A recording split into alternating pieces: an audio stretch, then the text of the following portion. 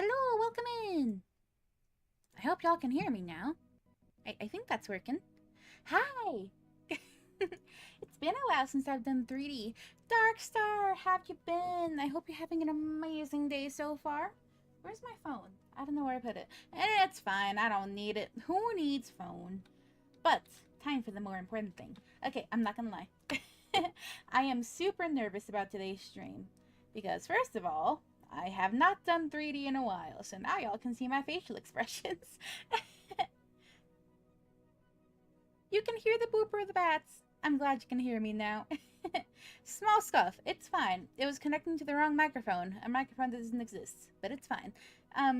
But also, second of all, I've never actually read on stream before. I am a speed reader. I love reading by myself, sitting in my little corner, but I'm not gonna lie, I stutter so much whenever I try reading to other people.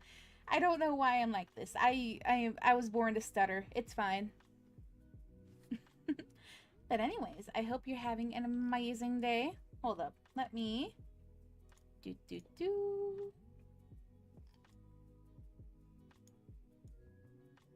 That's better. I love reading too. Wait, who's your favorite author? I gotta know now. My personal favorite is probably Darcy Coates. She writes a lot of good horror stories. Another one is Dan Pablocki. Yeah, I really love Dan Pablocki because when I was in high school, I was a super huge fan, and I emailed him one time, and he emailed me back, and now I hold that email like a treasure.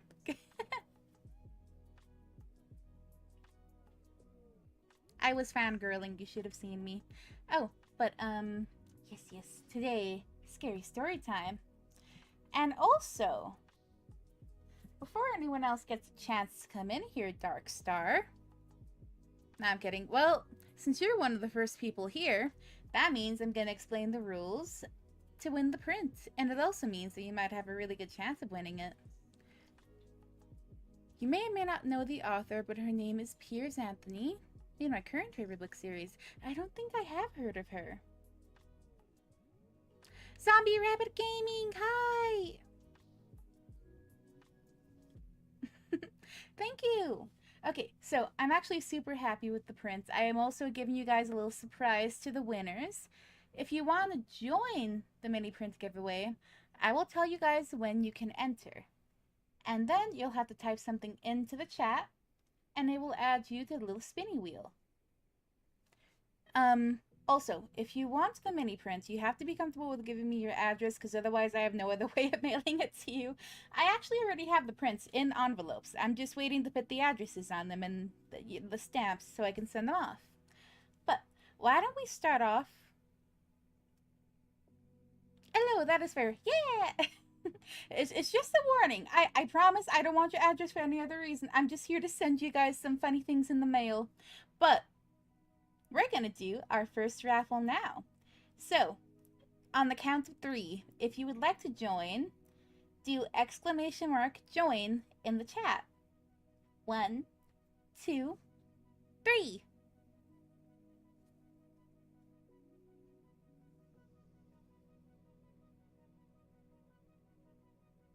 I hope this works. I don't know if this is going to work. Class work. Oh god, it's not working. Ah! Why is the thing not working? Hello? Hold up. Ah! We're starting off with the scuff. I sad now. Okay, let me...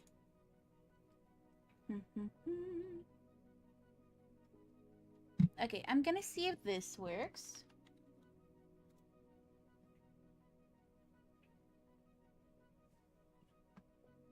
It was working before stream. I just tested it. Ah. Well, now I'm sad. Rip.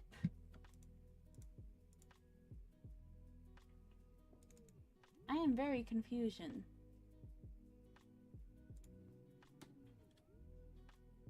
Don't worry. I'll figure it out. I swear. I'll figure it out.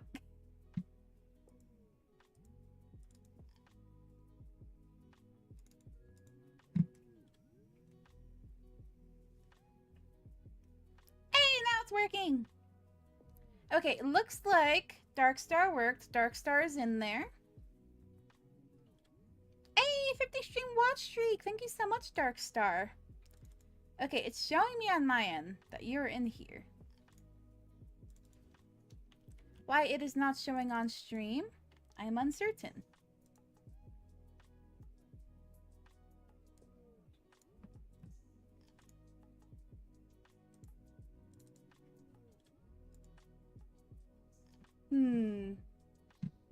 Can I add someone in?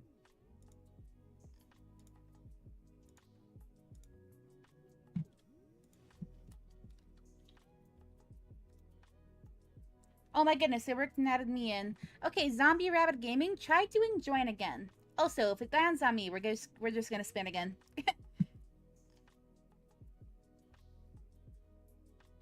Which print is being sent out? Okay, so y'all voted. Hey, it's worked! I see you now on there. Okay. Now, let's see.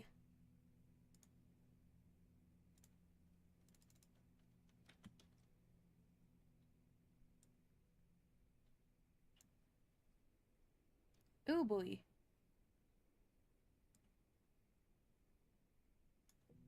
That is so odd because... I don't know why that's not working the way it should. Oh, forget it. We're gonna do the thing. Doing it the easy way. Window capture.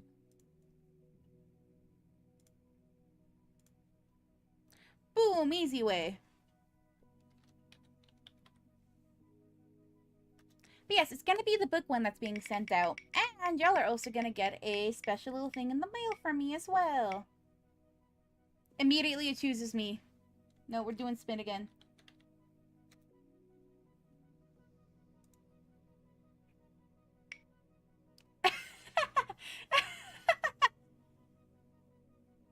Okay, now it's just you two. Everything worked out. And Darkstar, you're the winner. Good for you. You're getting the first print. Okay. So later, go ahead and Discord DM me and let me know what your address is, and I'll write it down in the little envelope later. I am so sorry. That took so much effort for no reason.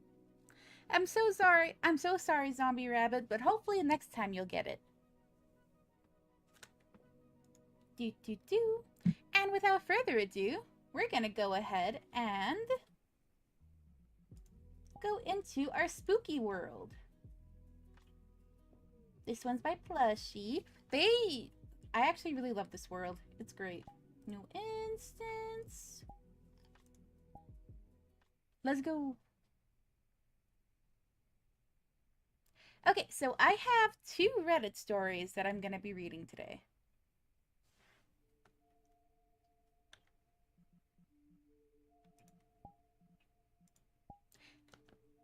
Yes, I have 2 Reddit stories I'm going to be reading today, and I have 2 stories of my own.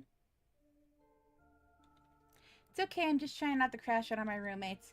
You know, understandable. I've had some very interesting roommates before, to say the least. Let's look for good spots for the reading. Oh, should I read on the toilet? Nah, I shouldn't read on the toilet. Mayhaps nar. Oh, this room is just like empty. Okay. Oh, that room is creepy. I like it. I like it. Ooh, I want to read on the bed. Okay, let's go ahead and do this. Bep, bep, bep.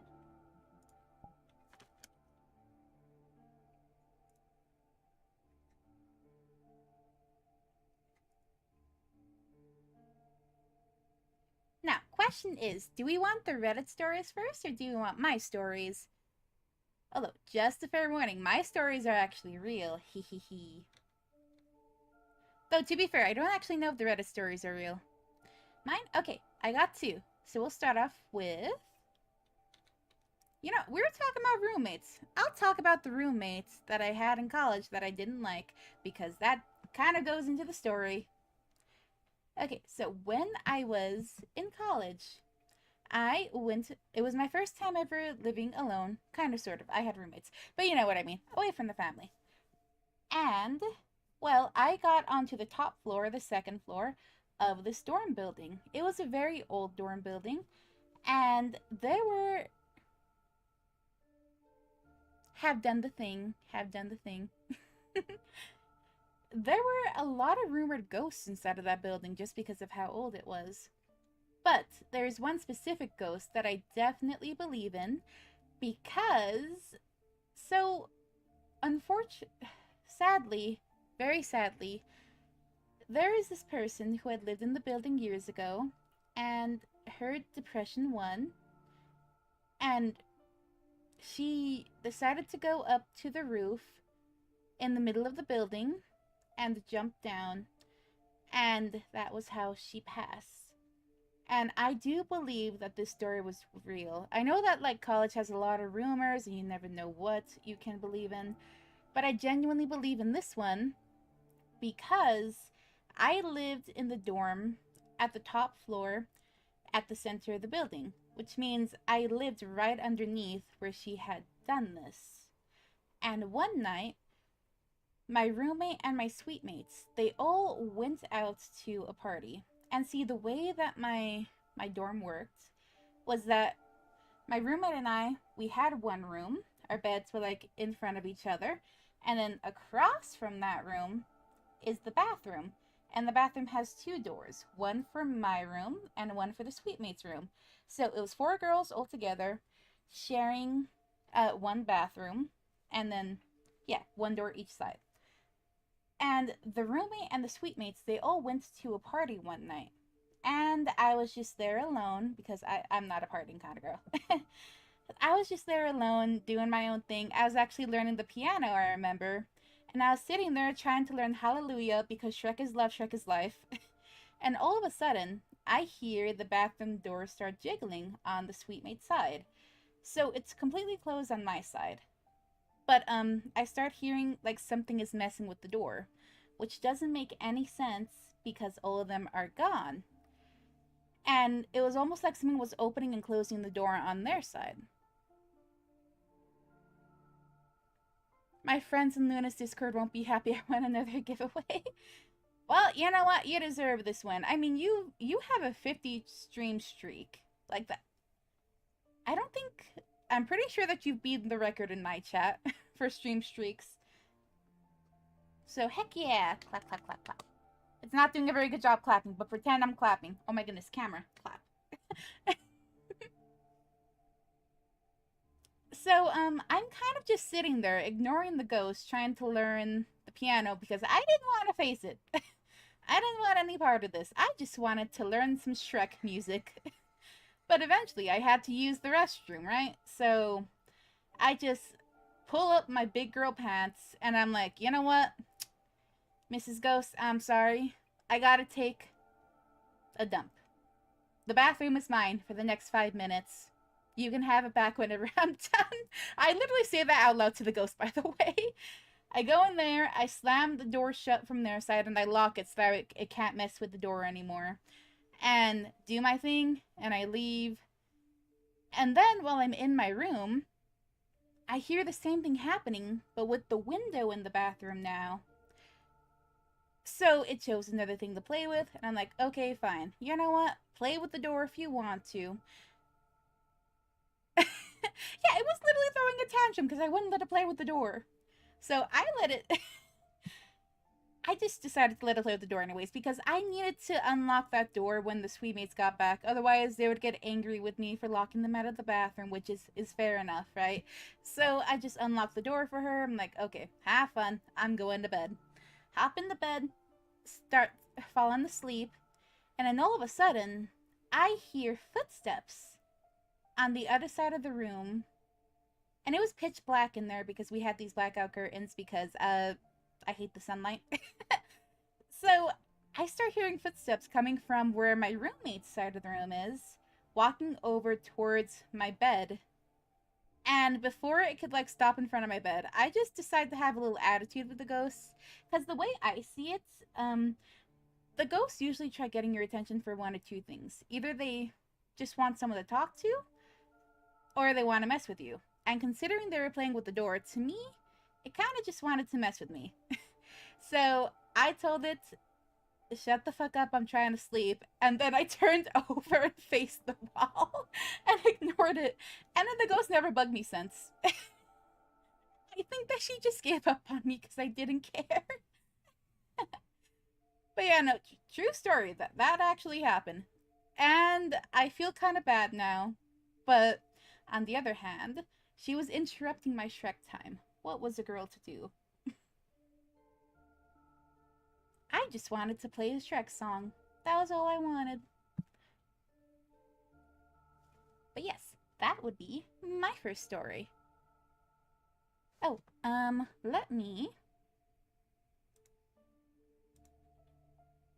Oh, do we actually want to hear about the other ghosts? Ah, dang it. No, bad.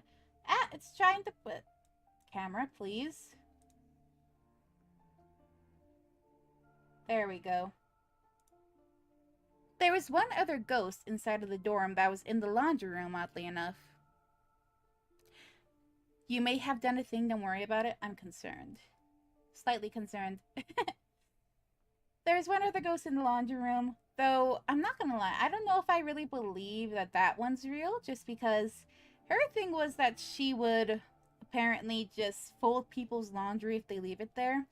Every once in a while, I would come in and see like a perfectly folded pair of socks or like a shirt on the washing machine that someone actually left there. But I genuinely believe that it might have been the case where some people just like decided to fold the stuff and put it there to like trick others into thinking that it was real. And I'm mostly saying that because if I was a ghost, I would not be folding laundry in the afterlife. I don't know. Maybe it's just me not wanting to clean, but I don't necessarily know if I believe that one. Also, Darkstar, I'm becoming increasingly concerned by what you have done. Is it in the Discord? Do I need to check? Ignore that sound. That was my doggy. Hi, doggy.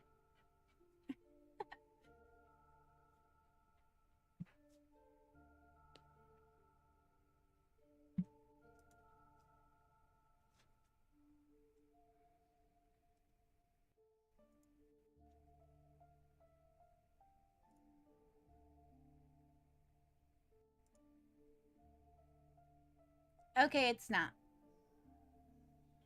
Don't check Luna's Discord. Oh my god. Darkstar. Now I need to check Luna's Discord. There is no choice now.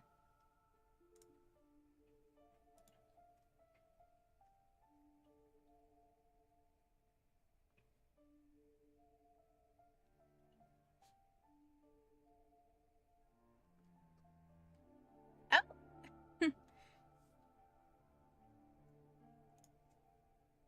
Oh my goodness, you just had to brag about winning. But also, thank you so much for just like I think you were trying to get more people over here, which I definitely appreciate. Thank you so much, Darkstar.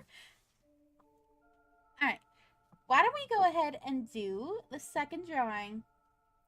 Do do do do do do. Now, I wonder if this thing will actually work. Hold up.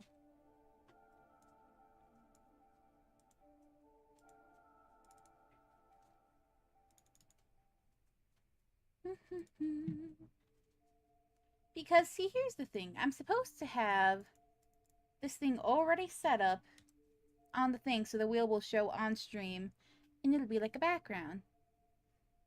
Well, it'll have transparent background.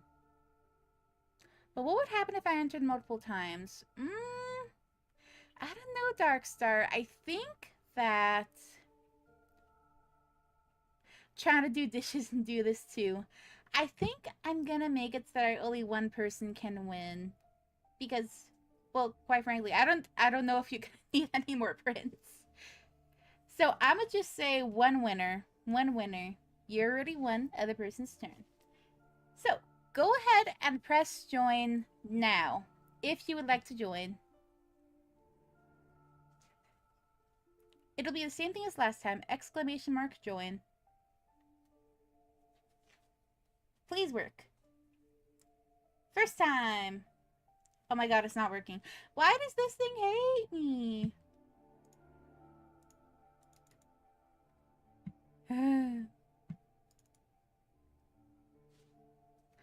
Yeah, you're right. I do wonder who will win. Oh my goodness. Well,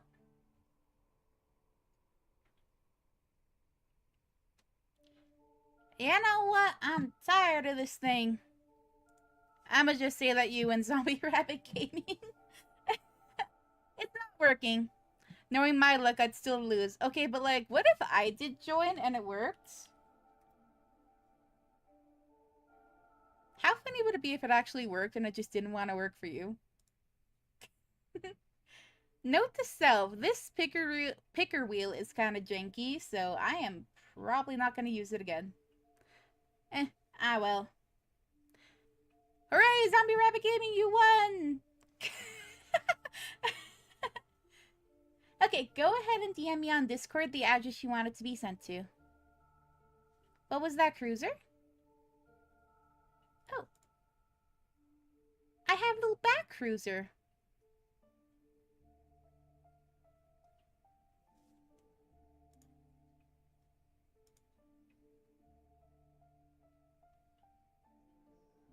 Okay, let's go ahead and move on to our next location. I actually have a fun website that I use to get my cruisers from. I'll send it to you later if you want. A friend showed me it. He got a Navi cruiser from not League of Legends, sorry. Legends of Zelda. Found a little Navi cruiser on there. I'll send it to you later. But let me tools.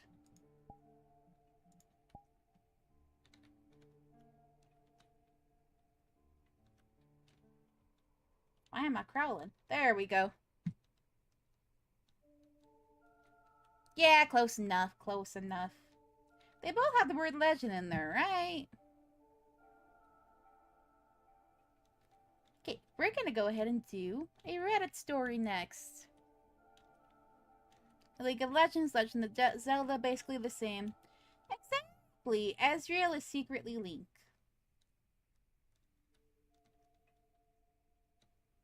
Do we want the next story in here? It's kind of a vibe. I like the stove. We're gonna capture the stove. Okay.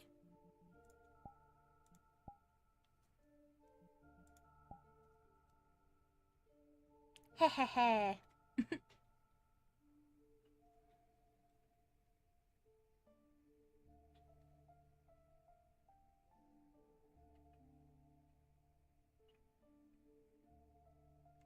Of course, very recently. I'm definitely not a dinosaur that thinks that anything within the past decade is recent. Okay, maybe slight dinosaur. Slight dinosaur, but we don't talk about that. We don't talk about that. Ah, it's, I didn't mean to do that. Didn't mean to do that.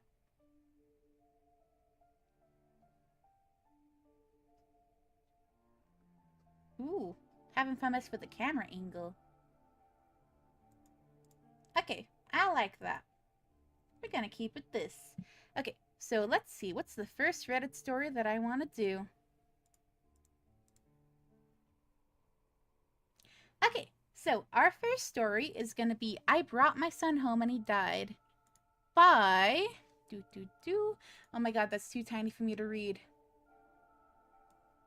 Ah! I know I took the screenshot, but I'm blind.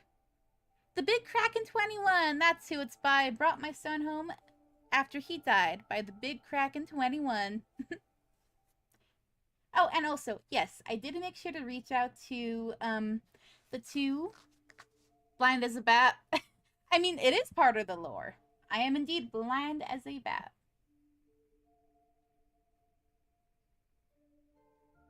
Where do I send the DM? It has no option on my phone. Are you part of the Discord?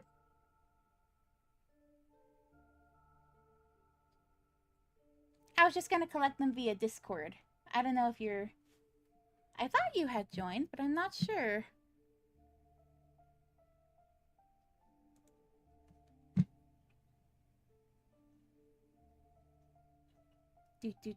Let me...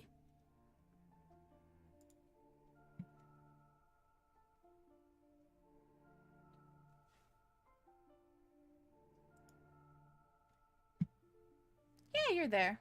Hey, you found it! Got it. Okay.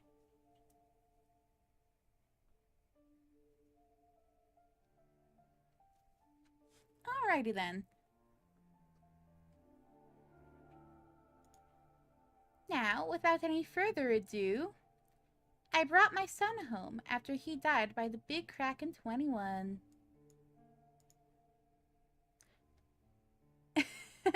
Everyone here must be blind as a bat, except me. Amazing. I actually do have glasses IRL because I am so very blind. Alright, let me go ahead and pull up this story here. And I have the actual Reddit story linked in the pinned message if anyone wants to follow along.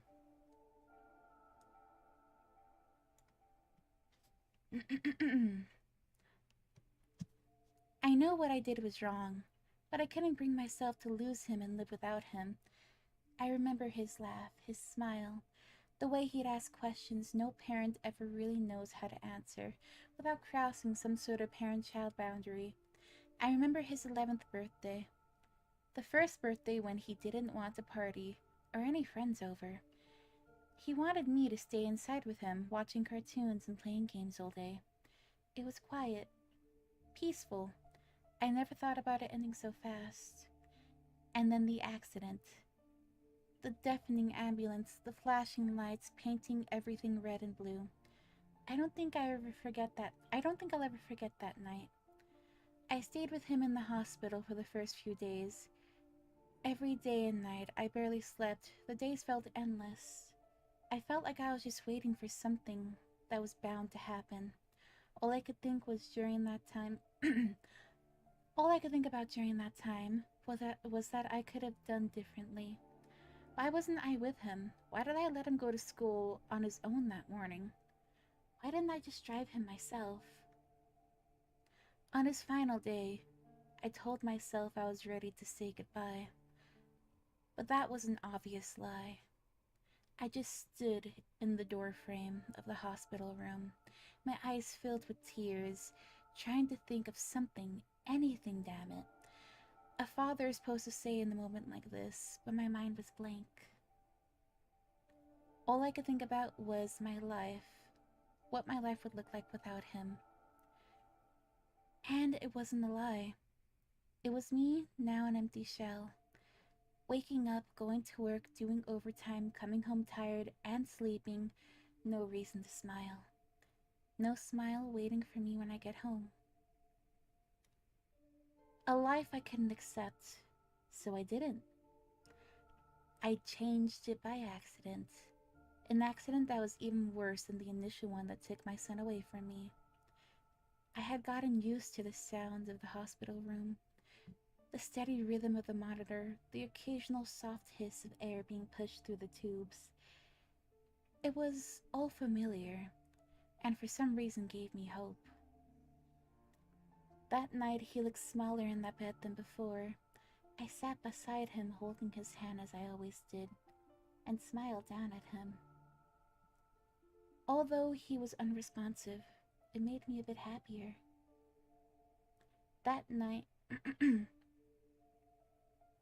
Wait, I'm reading the same line over again. Sorry. Before going inside, the doctor told me it wouldn't be long. I know they tried everything they could, and I don't blame them for not being able to save him. I had brought the teddy with me tonight. I gave it to him when he was 5, and he'd been obsessed with it ever since. Without him in the house, it would have been sitting in the bed for hours, probably missing its owner. Hey, buddy! My voice came out weaker than I expected. I realized that the only moments I ever talk these days are when I'm with him in the hospital. I glanced at him, hoping for a reaction, maybe a twitch or something, but nothing happened. You remember this? I asked gently, holding the plush closer to him, hoping he'd reach out and hug it. You used to take it everywhere with you, threw tantrums when I told you to leave it at home. I let out a small laugh, remembering all the memories that flooded in my mind. I'm sorry, I whispered after a few seconds of silence. I should have been there more. I know that. Spent more time with you, but I thought I had time. I covered my eyes, trying to keep him from seeing his father cry. It didn't make sense, as he wasn't awake. I can fix it somehow. My grip tightened around the plush. My voice broke. I just needed you to stay. Please don't leave me here alone. The monitors continued their steady rhythm, now muffled by the occasional sniffle. I'm not sure how long I stayed like that. To me, it felt like hours. But when I looked at the clock, only a few minutes had passed. But something changed. It wasn't anything physical in the room, but something was wrong. He looked calmer. I remember feeling the teddy grow heavier in my hands. I tried telling myself it was nothing, but then I heard him. Dad? He was quiet. I thought it was my mind playing tricks on me. Still, I looked up, my eyes bulging with anticipation. He hadn't moved. Dad? He said a bit louder now. This time I heard it clearly. I looked down at my hands, at the plush. Part of me instantly understood that something wasn't right, but I neglected it. The only thing I cared about was that I had heard his voice again, and I wasn't going to lose it a second time. The drive home felt quieter than I expected. I kept one hand on the steering wheel, and my other gripping the teddy a little too tight. Was I going crazy? Is this the result of sleep deprivation? Are we going home? He said, his voice soft like always. No, I'm not crazy. He's been talking, asking. It's him, there's no doubt about it. For some reason, I was given a second chance to be with him.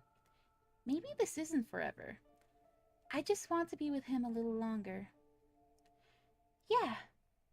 Yeah, we are. You're all better now. Okay. A few minutes passed before I spoke again. Are you going to work tomorrow? Before he spoke again, I'm so sorry. My grip tightened around the steering wheel, embarrassed. No, I'm staying home with you. Weekend. Good, he cut me off. It sounded a bit strange. Something that should have caught my attention there, but I didn't care. I smiled, knowing that I could be with him. I didn't put him back in the bed. Instead, I placed the teddy on the kitchen chair, exactly where he used to sit. Do you feel okay? I quietly asked. I think so, he replied. I was too afraid to address the elephant in the room, the fact that he was talking through a teddy bear. Do you remember me? Stupid question. He called you Dad, but in the hospital... He called you Dad back in the hospital, but I still wanted to know. Yeah. He paused for a moment. You're my dad. Relief washed over me as I let out a shaky breath and smiled at him. Yeah, son, I said. Yeah, I am, and Why weren't you there? My heart sank, and I could feel my face freeze. Was where? At school. I was at work. You're always at work, he said, but it didn't sound angry.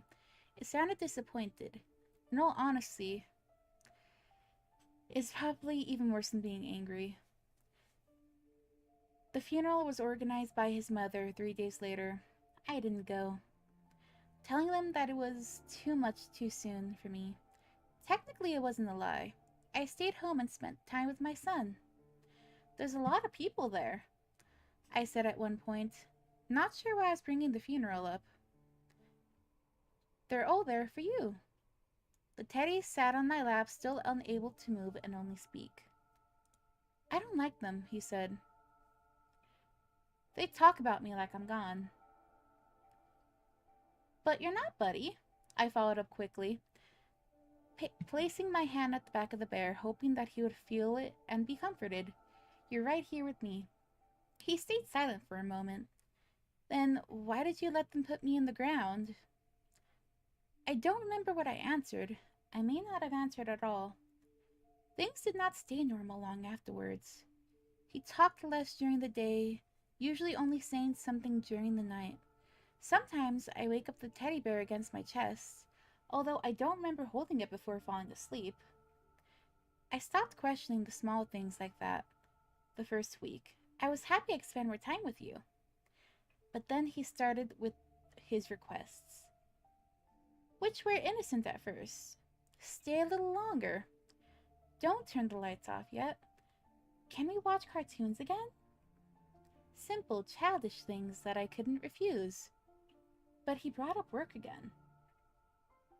Do you have to go tomorrow? Yeah, I answered quietly, quickly following up that it would only be for a few hours, and I'd be home before he knew it. Still, silence followed. But you said you missed me, Dad. Ouch. That one stung. I do, but then stay, please. I called in sick the next morning, unable to refuse his requests. The real weird request started a Tuesday morning. My sister came by unexpectedly, delivering groceries to me. You look awful, she told me as she stepped inside. Thanks, I laughed weakly, not adding anything more to the conversation. Luna! Hi! Good to see you again. How you doing? Right now, we're reading this really good Reddit story. It's I Brought My Son Home After He Died by the Big Kraken 21.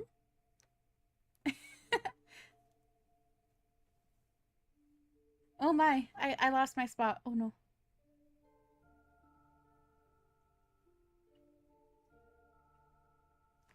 Hold up. Ooh. Oh no. There it is. I found it. It's okay. Everything's fine. Don't panic. Okay, so to sum up the story so far, we have a father whose son got into an accident while he was at school. Father felt very guilty. He was blaming himself for the accident, saying that it was because he wasn't there. And he brought the kid's teddy bear to the hospital while the son was dying. And somehow the soul of the child got transferred into the teddy bear. And now it's talking to him and making him stay home from work. And apparently he's not taking care of himself anymore. Oh, and we just got to the part where the sister of the dad came in to check on him. No one else knows about the teddy bear, by the way.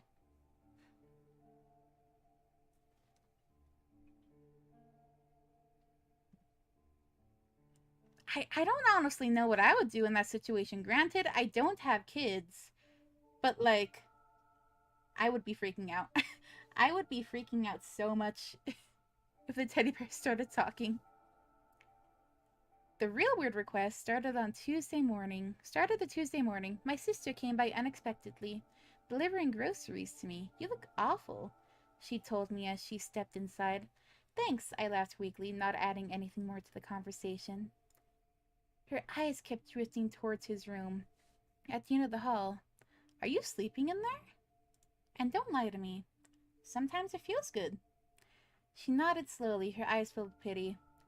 You know, I could get you in contact with a... No, Ellie, I told you, I don't need a shrink. Please, let me grieve my own way. I've seen too many horror movies to trust talking inanimate objects. Yeah, because half the time it's actually just a demon pretending to be the thing. Although that's reminding me of another story for later. But okay, we're gonna finish this one first before I tell y'all about that story.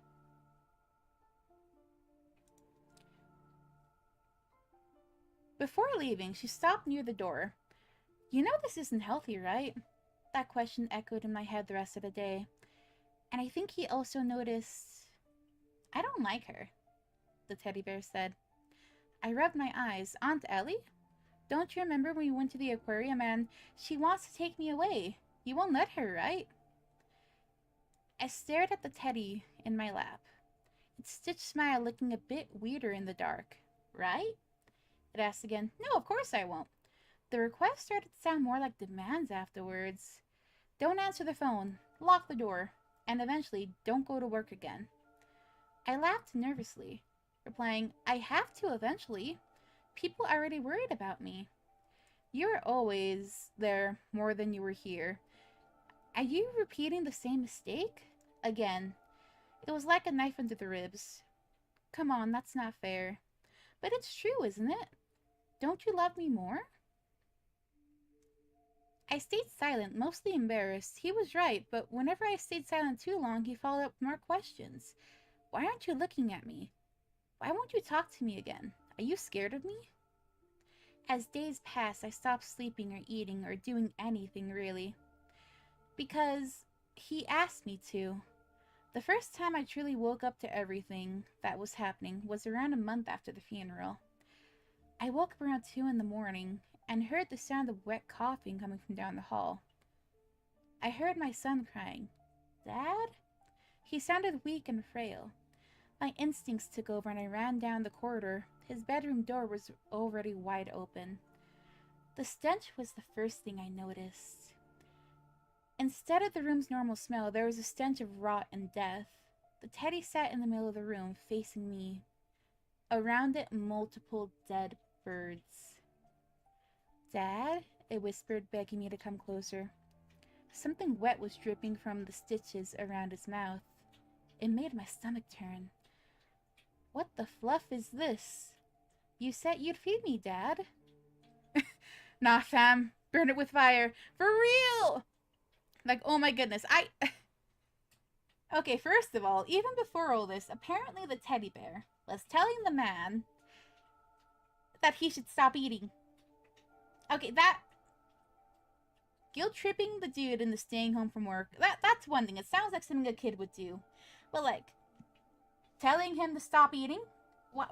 Oh, why is my arm broken? Telling him to stop eating? No, that is not... No bueno.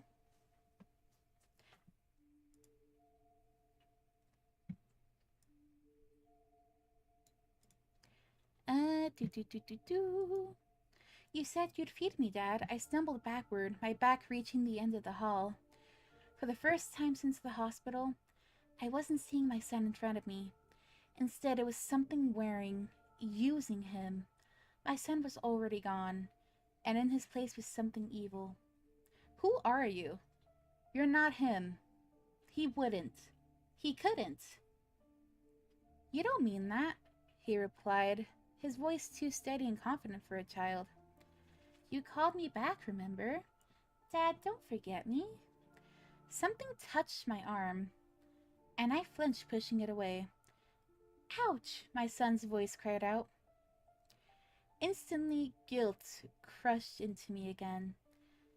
That thing knew exactly what to say and how to manipulate me. I almost even apologized.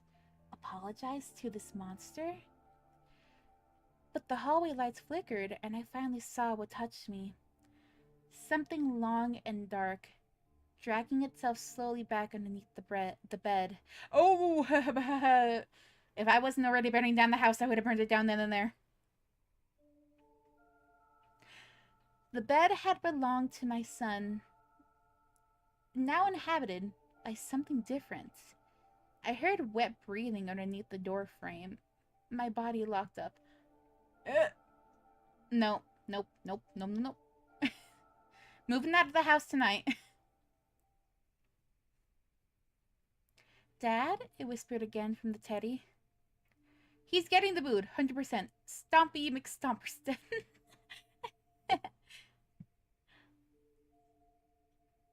It whispered again from the teddy, which was still in the same spot between the bed and me. Why are you like this? Don't you miss what we had? I stood up, gathering my thoughts as I saw the thing move underneath the bed again, adjusting itself. I ran, locking myself into the farthest room from the scene of nightmares. I heard it crawling and dragging itself through the house all night long. Its voice loud and clear. Dad? Dad? Where did you go? Did you leave me again? Dad? Did you leave me to die again, Dad? I pressed my hands against my ears all night long, counting the seconds, minutes, hours until it finally shut up. By sunlight, that finally happened. I don't know why, but it couldn't show itself for the entire duration of what I did next. I took the teddy outside to the backyard along with a lighter and a bottle of gasoline.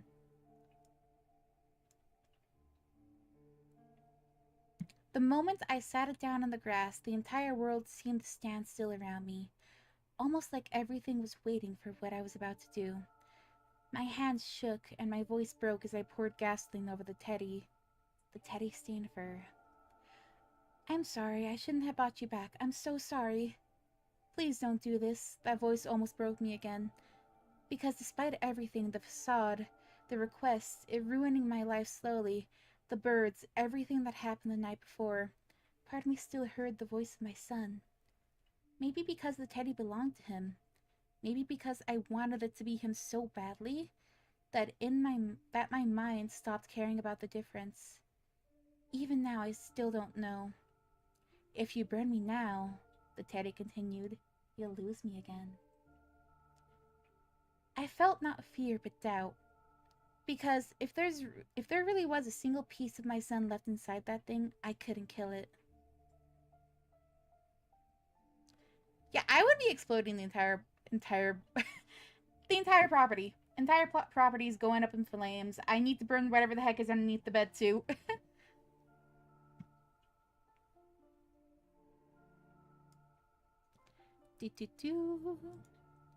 I stood there for a long time holding the lighter.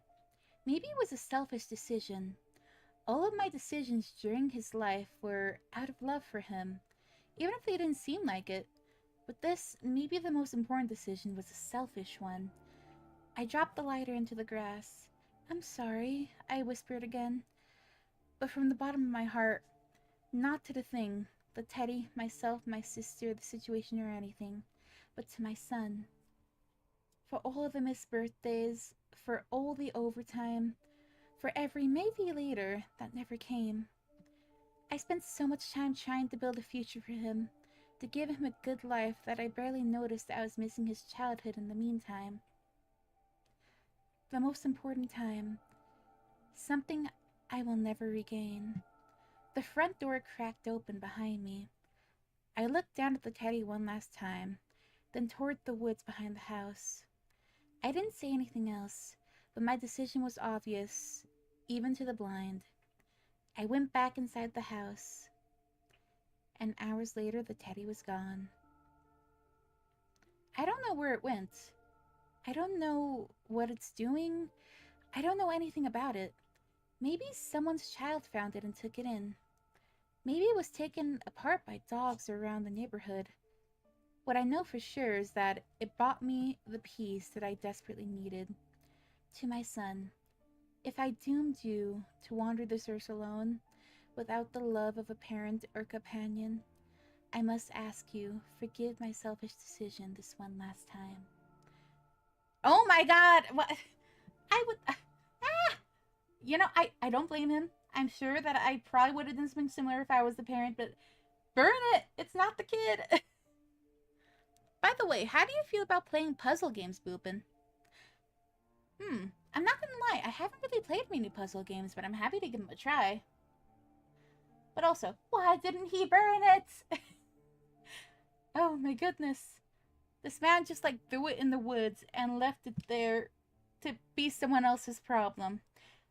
Ay, ay, ay. Oh, but anyways. Nope, that ain't the kidder anymore. I'd be using dynamite. 1370 played fart for 300 channel points. For real, I'd be using dynamite too. Also, welcome in, Raph! C4, nuke, anything would have ripped it to shreds. Purify it with fire! Then again, I love setting things on fire. Don't tell that to my local government. But anyways, the thing that kind of reminded me of was, so a few of you might know this, not sure if all of you know this, but, my brother passed away, about a year and a half ago. It was a very, very sad time for me and my family. But the weird thing is, after he had passed, I think that something came to my apartment pretending that it was him. Because I don't genuinely believe that it was him. You see, some weird things started happening a few weeks after he had passed. Like, we have this, little magnetic cross on top of the stove. And the magnet is really strong. That thing has never fallen, and we've had it since I was a kid. But all of a sudden, the morning after we found out that he had passed and that the police found his body, the cross was face down on top of the stove in a really odd angle because, so it's sitting on the visor of the stove, and because of that, like, it sits at an angle pointed downward. It would have had to fall in, like, on the front part of the stove if it did just fall over. But it was in the back, towards the back burners, which there's no way it could have gotten there by itself. Very odd. Did not like. Spooky spooker. And also, I think it was a few days after this, I was in the kitchen making breakfast, making some turkey bacon. That is never a good sign. I'm not religious in any way, but I know that isn't great. I know, I did not like it at all. But like, a few days later, I was making breakfast, and I turn around to look at something in the living room because I don't know, I just felt like something was watching me. And then all of a sudden, the cabinet next to me, it started opening up slowly and getting in the way of my vision so I wouldn't see what was in the living room. So, yeah. My Mama Boops, she was convinced that it was him for a little while. And she started trying to talk to it. And I was like, okay, Mum, I love you. Por favor, don't do this. That is not him. It is something pretending to be him because it sees that you're vulnerable. And if you invite it in, it's going to stay and it's not going to leave. And then I'll be sad. Don't do this. She eventually listened to me, luckily. She did not invite it in. She ignored it. She did what I told her to. That would be me if I was a ghost. I would continue to mess with my friends and family.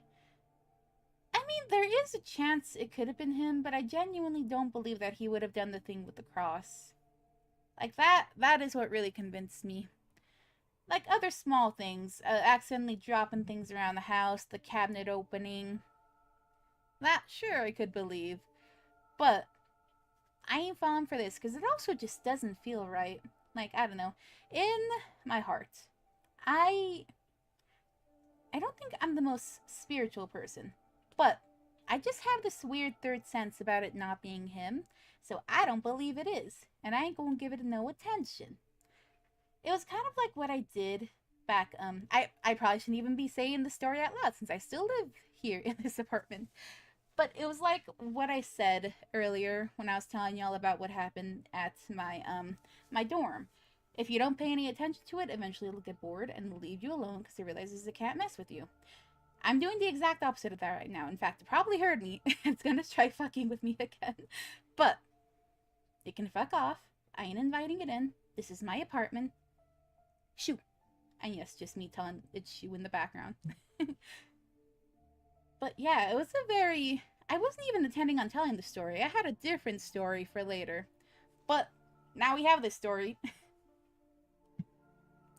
Okay, we're gonna go ahead and do a spinny wheel. I don't know. Is there anyone else in chat, actually? Do. Mayhaps Luna? Yeah, I mean, Luna was here. Okay, if anyone else is here in chat, say something, otherwise Luna's gonna win by default. Tell it to piss off. Tell it Zombie says to F off. Hey, Zombie told you to fluff off. I don't know why I'm like this. I've been saying bad words all stream, but I said fluff instead. Something. Hey, Raph! Wait, do you actually want to join? You can join. Okay. Let's do picker wheel.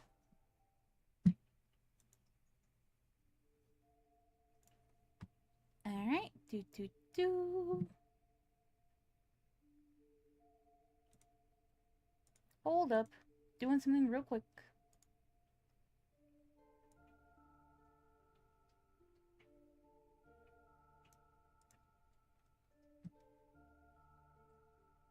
Would love to, but I still gotta drive home. Okay, so it's Luna and Raph. Well, you don't gotta do much. In order to join, you just gotta do !join, and we'll see if this thing works. I doubt it's going to. It's been refusing to work all stream.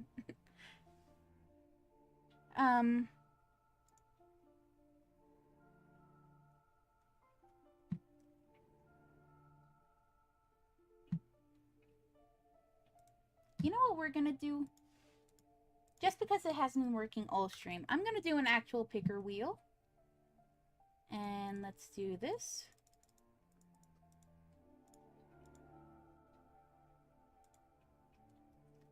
Okay. So we got Luna,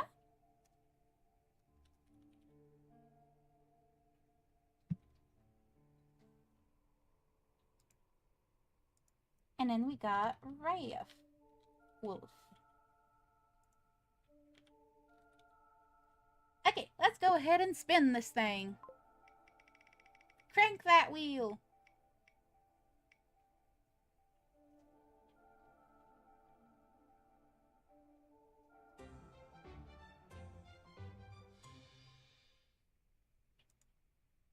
Okay, so fun fact. I actually lied when I said I only have 5. I got 10 prints! Which means... for the poster! That means you just won a poster. So yeah, I got a lot of extras. We're spinning one more time. And if Raph wins 2 posters, I swear... oh my god! Okay, Raph, I'm lying. You're not winning the second one. Oh my god. Luna! What is your luck? What if Raph wins a 3rd time? Oh my goodness.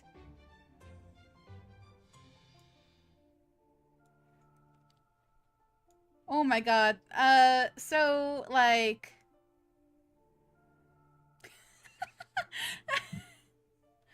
Luna, what is your luck? This is indeed amazing. I'm over here giving Luna so many chances to win one, and it keeps picking Raph.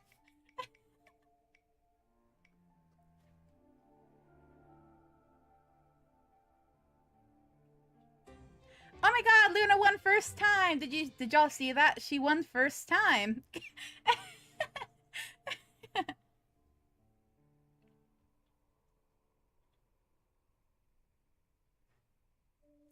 Oh dear lord. Okay, I should probably write this stuff down because I'm gonna forget everything. Raph, I already have your address, mostly because I've been to your house before.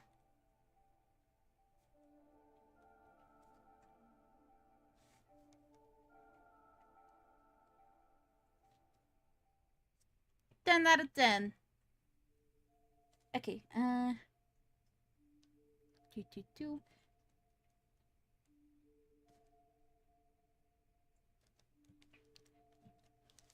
Okay, we got 4 winners so far. Honestly, what might end up happening is that everyone that joins the chat today might end up getting one. You know, we'll see. We'll see what happens. It depends on how many people come. Woo! Luna won first time!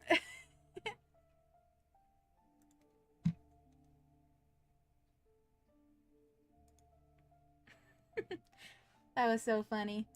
Okay, so Luna, if you want to, you can go ahead and DM me your address, and I will be sending you the mini print in the mail for free.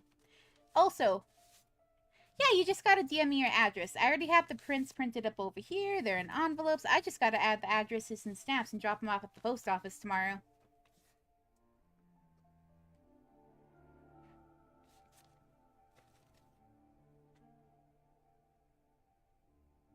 I have come prepared.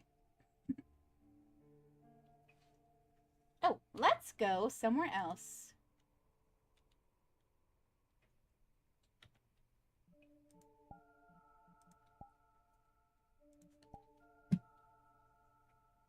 Where do I feel like going? Oh, it's not letting me leave. There is no escape. Can I only go through this door?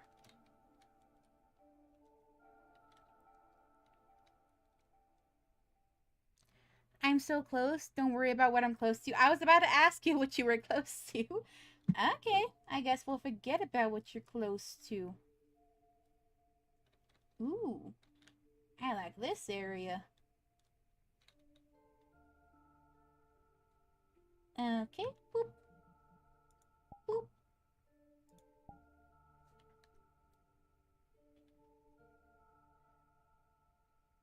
Oh, let me get rid of this. We don't need 2 of me. Sorry, I'm very predictable. What can I say?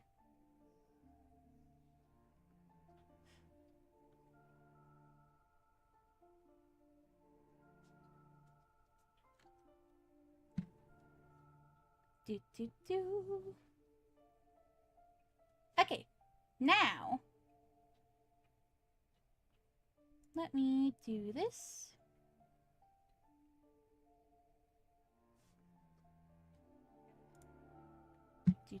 Do. Perfect. Okay. Let's see. What is the next story that I'm going to tell? We have the option of the second Reddit story. Also, sorry, I only have 2 Reddit stories.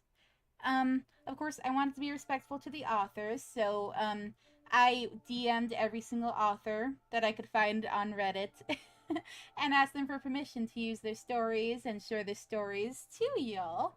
So, yeah, only 2 of them actually responded to me, which is fine with me because I am honestly just happy we had this many.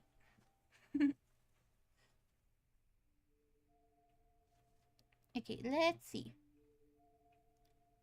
You know, I'm not going to do the Reddit story just yet. We're going to wait on that one because I'm going to tell y'all, well, I guess my 3rd story. So, this happened in Mexico.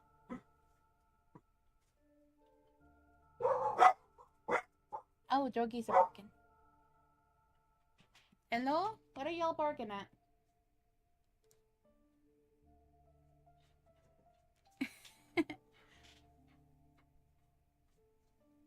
What's wrong, Grilly?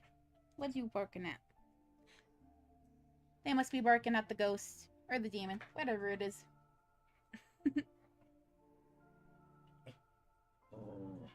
La Llorona? Oh! Hey, I actually love La Llorona. Like, not actually, but I do love her story. La Llorona is a fun story. But anyways, this next story happened in Mexico. You see, I have a couple of relatives over there, and this was my first time ever visiting Mexico. Usually they just came to visit me here in the States. But I went over to Mexico this one time when I was about 8 years old. And, see, my mom's house was apparently very haunted. Like, her childhood house had so many demons in it, according to her. And one was even possessing my auntie. She claimed that my auntie would apparently get yellow eyes sometimes, and that she would like start hissing in church, which okay, auntie, same, but the yellow eyes was weird. So anyways, they were in the middle of selling that house. Like, they were trying to get rid of it, and they needed to go in and take a few pictures of it to like post on the market. Now, I was a very young child at the time, and my mom, even though I was begging her to let me go in to see the ghosts, she was not letting me. She was being mean, and I am still angry about it to this day because I really wanted to see. But my cousin went in to take a couple of pictures with his phone, and he came back out, and we were looking over the photos on his phone back at my auntie's house. And in one of the photos was a picture of a man's face. But this guy was like bald, he had a really long nose, and it kind of looked like he was smiling kind of like, you know, the cricket smile you imagine serial killers to have? It was that. And of course, there's only 2 options here. My thumb keeps going up. There's only 2 options here, which is that, okay, first of all, this isn't human, or there's a crazy homeless guy in there that was watching them while he was taking these pictures, and he just didn't notice him while this was happening. Now, I don't necessarily know if I believe the homeless guy thing, but it's what my mom was trying to convince herself of and convince everyone else of, because of course she didn't want to think about the fact that they just caught the demon on camera. My auntie, however, she believed it. Like, she claimed that this was the guy that was talking to her when she was a kid, when they had the yellow eyes incident. And she really wanted to take it over to the priest at the local church to show it to him and get his opinion. Miss Boy, welcome in! How you doing? Hope you're having a good day. So here we are with this creepy picture of this demon-looking thing on my cousin's phone. My cousin leaves it on the table and then goes to bed. The next day, they're getting ready to go over to the church. He grabs his phone, and it's soaking wet.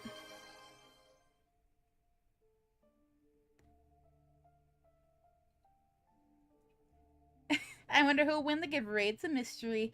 For real. Miss Boy's the only newcomer. But yeah, the phone is soaking wet.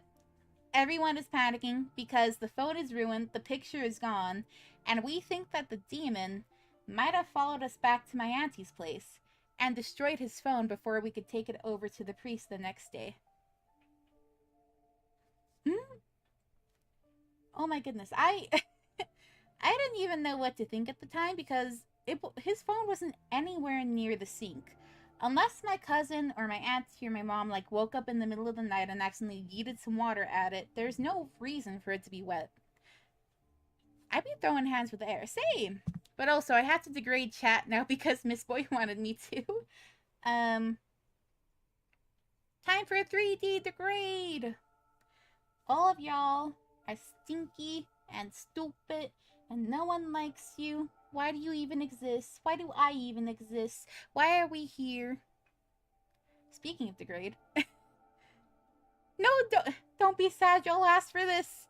Literally, I didn't want to do the degrade redeem, but people asked for it.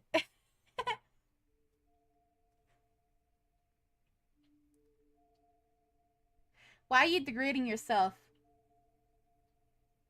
Oh, what, I can degrade you, but I can't degrade myself? That's not fair.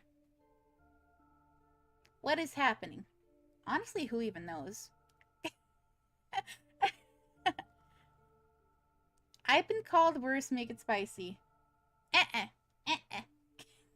don't want to make it too spicy. I'll feel sad. I'll feel bad.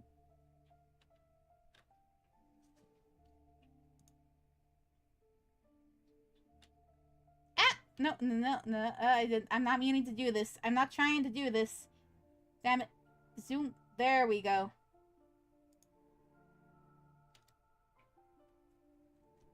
New angle.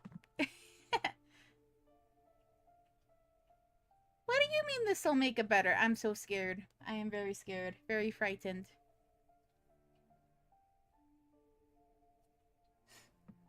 Okay. Anyways.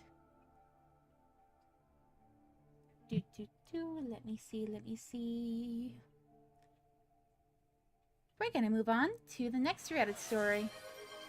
Words of encouragement! Yay!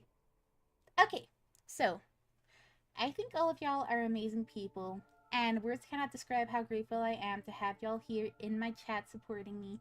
It really does mean a lot to me to see y'all here.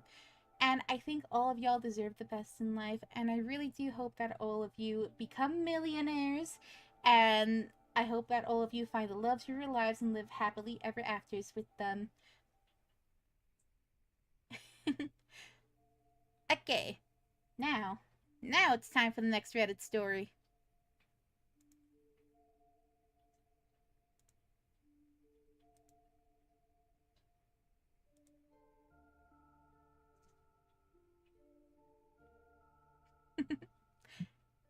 Okay, so this one is called Every Morning My Family Watches Me Die at the Breakfast Table.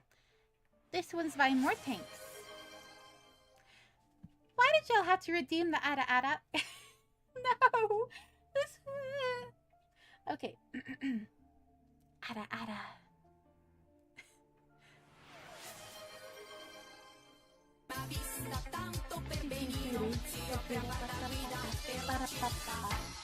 Pedro. Y Santa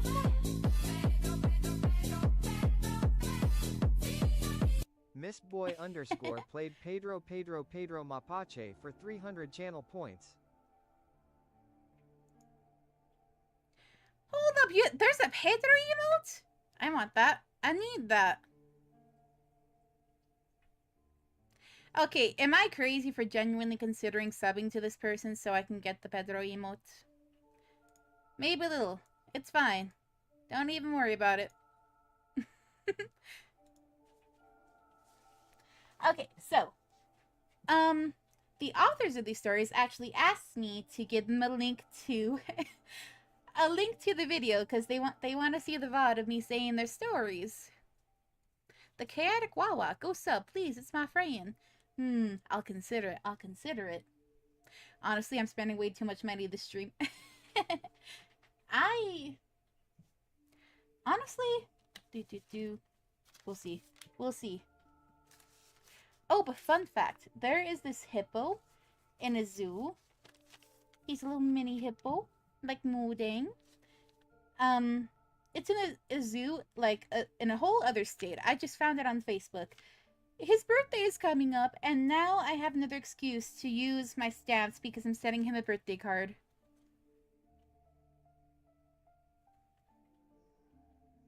It's all free. Follow, not sub. Ooh, okay. Now I'm following. Follow. Just give him a follow.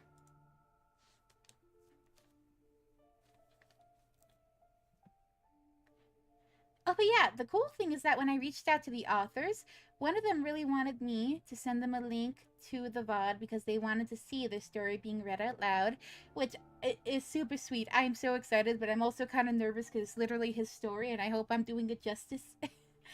I guess we'll see. Oh shoot, did I accidentally pin that? I accidentally pinned that. Oh no.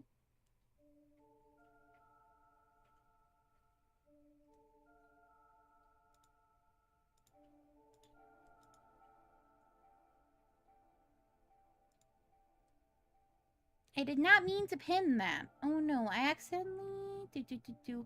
Hold up. Need to get the links again.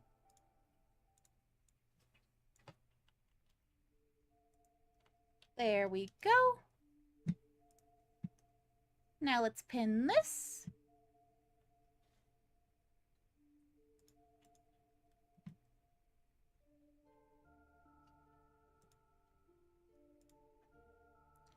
There we go.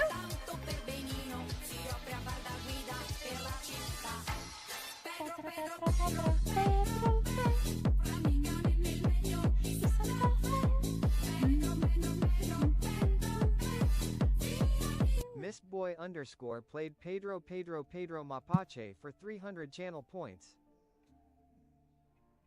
Okay, let's go on to our next Reddit story. Actually, do we want to do another spin? I suppose there's not really a need to spin because, is there any newcomers that have not won yet besides Miss Boy? That is the real question here.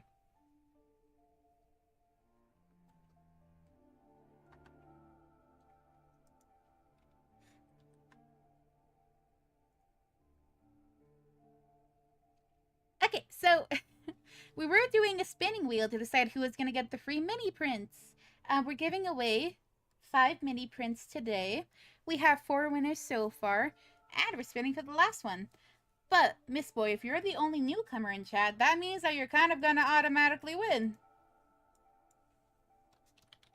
If you want it anyways. The only thing is that you would need to DM me your address so I could actually send it to you.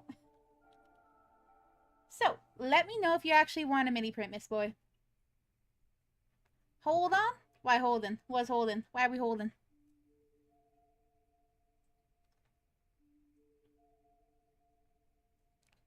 Contender possible.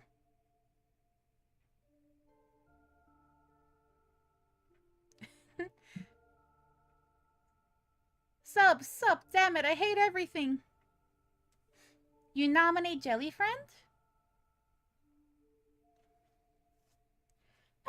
Okay. So, Miss Boy, you don't want it? You want me to put Jelly Friend up here? Oh my goodness, Mobilius, thank you so much for the sub! Bobilius underscore just subscribed for 3 months.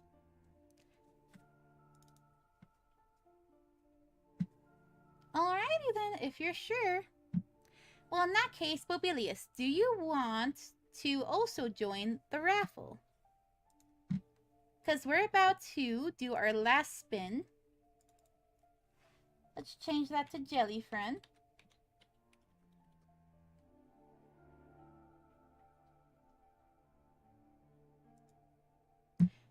Okay, so basically, I'm just going to spin this wheel here. Whoever it lands on is going to get the last mini print. I've given away 5 so far. Honestly, I could probably give more away, because I did buy 10 copies just in case. You know what? I'm going to be giving more away. Who's going to stop me? Miss Boy, are you sure you don't want to be added?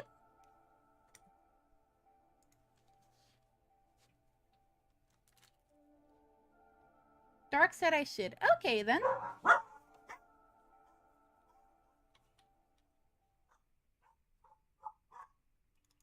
Alrighty, then. Let's go ahead and spin this wheel. Okay, then. Oh, I misspelled that.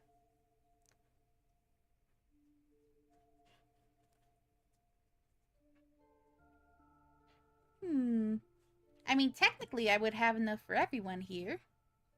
Spin the wheel, spin the wheel. Okay. It's between Jellyfriend and Boopathon.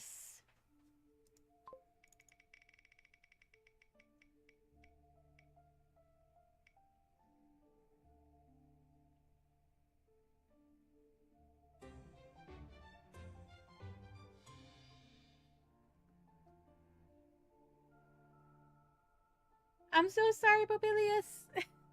But hey, you know what? I could always make more. So I'll DM Jellyfriend later on. And ask him for the address and then send him the thing. Like I said, I have extra copies, so I might do one more spin later on.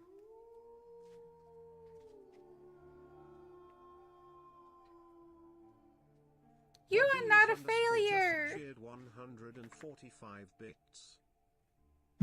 Well, thank you for the bits! Yeah, you're definitely not a failure. You know what? I'm printing the extra copies. How funny would it be if Jellyfriend just kept winning again? Oh my god, Jellyfriend's gonna win again.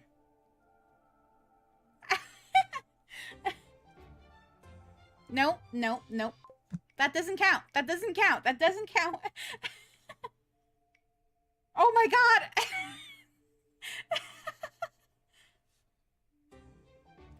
So, you really do have bad luck. Okay, no one saw that. Nobody saw that. Just a little bit more. A little bit more.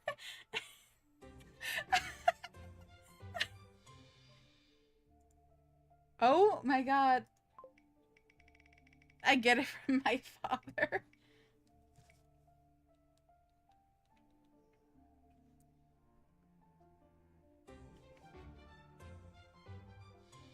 Oh my god, and we have a 6th winner of today's stream. Oh boy, we definitely didn't have to spin multiple times for this.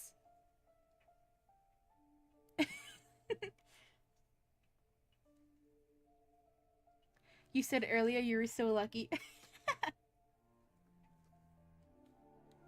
6 winners so far, and we stop whenever I say we stop, so there can be more winners later. Who knows? Anyways, why don't we continue on with that Reddit story? Every morning, my family watches me die at the breakfast table by mortanx. Congratulations, Mobilius! I'm lucky in a sense that I have good luck, but not in a probability kind of way. Life, not luck. Ugh, can't type. It's okay, I can't read. I don't know how to read. If anything, having a reading stream is probably a terrible idea on my end.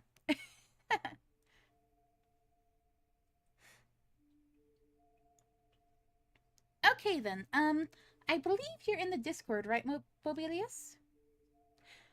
Jellyfriend, you missed it. You just won a mini print. Okay, to the winners of the mini prints, go ahead and DM me your address on Discord, and I'll be sure to send that to you guys later. Yeah, you were nominated. You were nominated by Miss Boy. Miss Boy nominated you earlier in his place, so you were entered into the raffle, and you won a mini print. It's because you had great friends that wanted you to win. So yes, later, go ahead and DM me whenever you get the chance with your address, and I'll be sure to send that to you. Sure.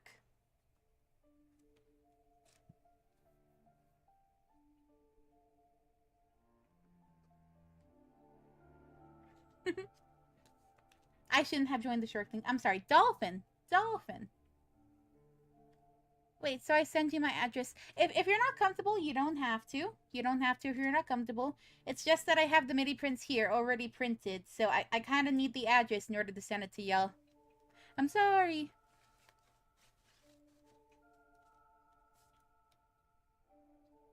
You can just DM me.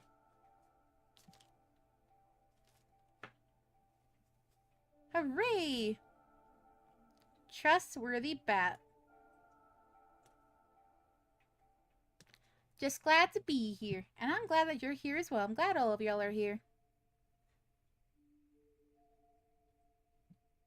Okay, this one, slightly long, but it does look interesting.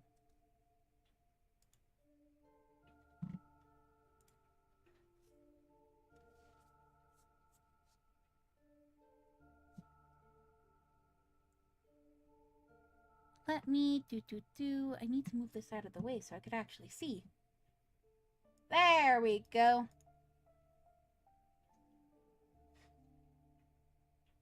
Without further ado, here's the next story. Every morning, my family watches me die at the breakfast table.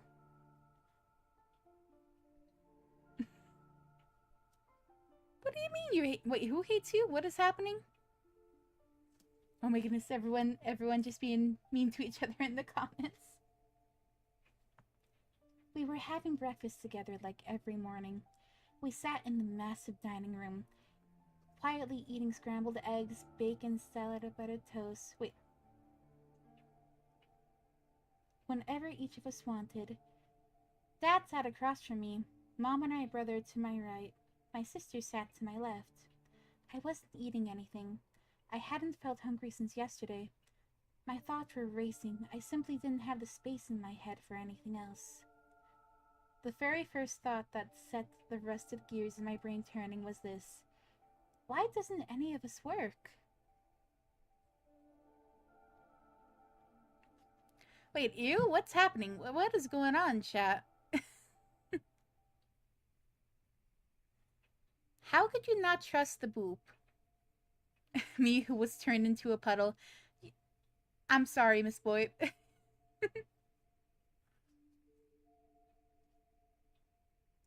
My friends made me play a horror game. I got jump scared by a cat, and not even a normal jump scare. Oh no!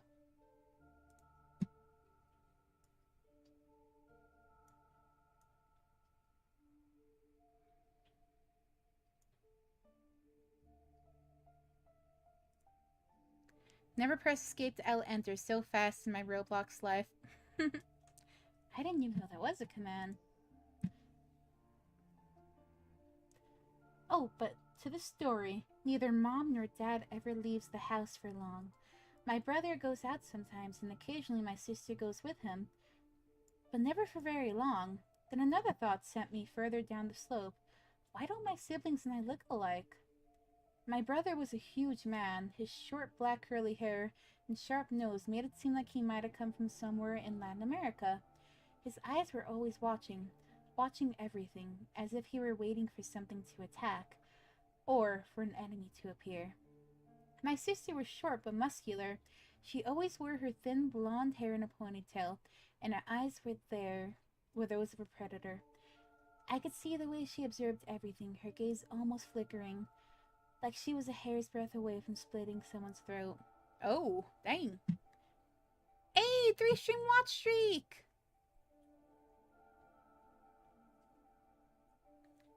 Thank you so much, Jelly Friend.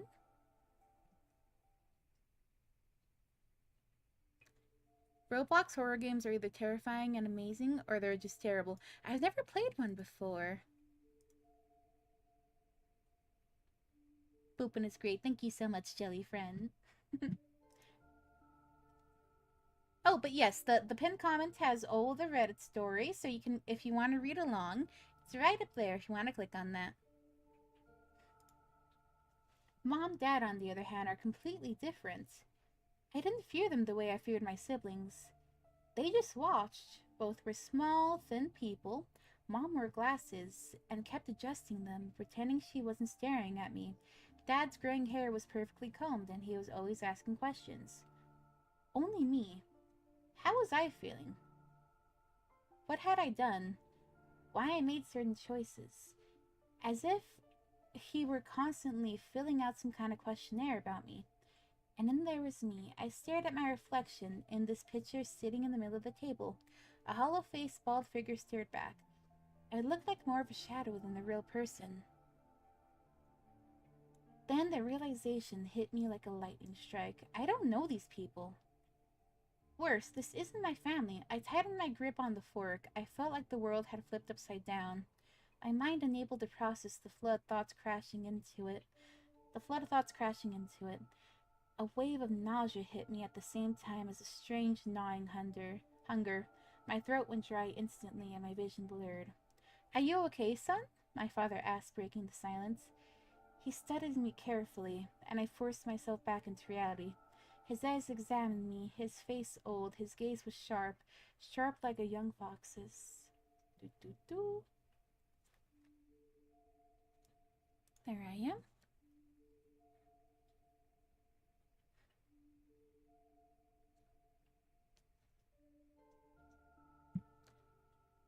Yeah, they kind of realized this a little bit late in the game.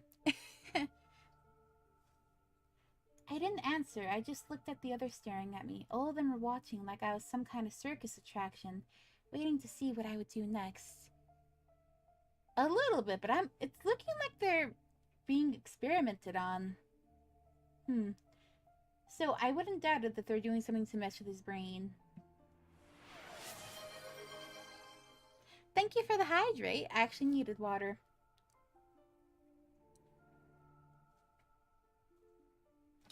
Thank you. The problem was I had no idea what that would be. No, wait. I didn't answer. I just looked at the others staring at me, all of them watching me like I was some kind of circus attraction, waiting to see what I'd do next. The problem was I had no idea what that would be. Did you take your medication? My brother asked from the right. I stared at his moving lips, watching the way his words formed, the way his voice vibrated the air. All I could think was, why don't I remember anything? I knew our daily routine. I knew what we did every day. I knew whose room was whose. I knew Mom and Dad slept separately, but I don't remember anyone from before. No memories of us children, no image of my parents being younger. I didn't even know the names of the two people who claimed to be my parents. Are you with us, son? My father asked again. The curiosity on his face was beginning to harden to suspicion. Still, I said nothing. My eyes drifted toward the sliding door on the left. The kitchen was that way. Beyond it, through another door, lay an enormous backyard. My brother shifted. His massive shovel-like hand slipped beneath the table. Without taking his eyes off me, he slowly brought it back up. Something metallic glinted in its grip. The tip of a needle, an injection. Oh no. Maybe a head injury? I don't remember. Definitely sounds like some sort of forced amnesia for sure.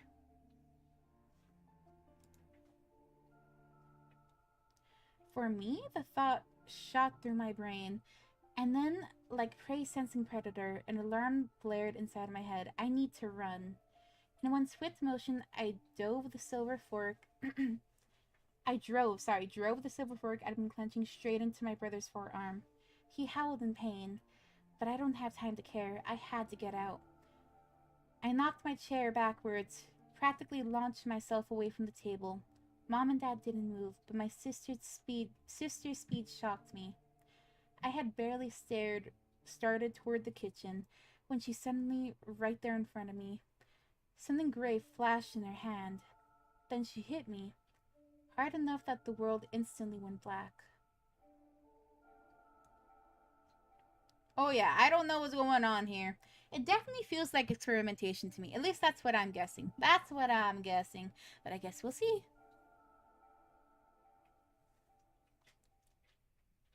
Pain flooded through my entire body, radiating from my face. My jaw had to be broken. I was pretty sure I'd lost a few teeth. You motherfucker! My brother growled as he staggered over me, blood dripping from his hand. The last thing I saw was the sole of his foot. The sour scent of blueberries twisted gently in my nose. I blinked hard until my vision cleared.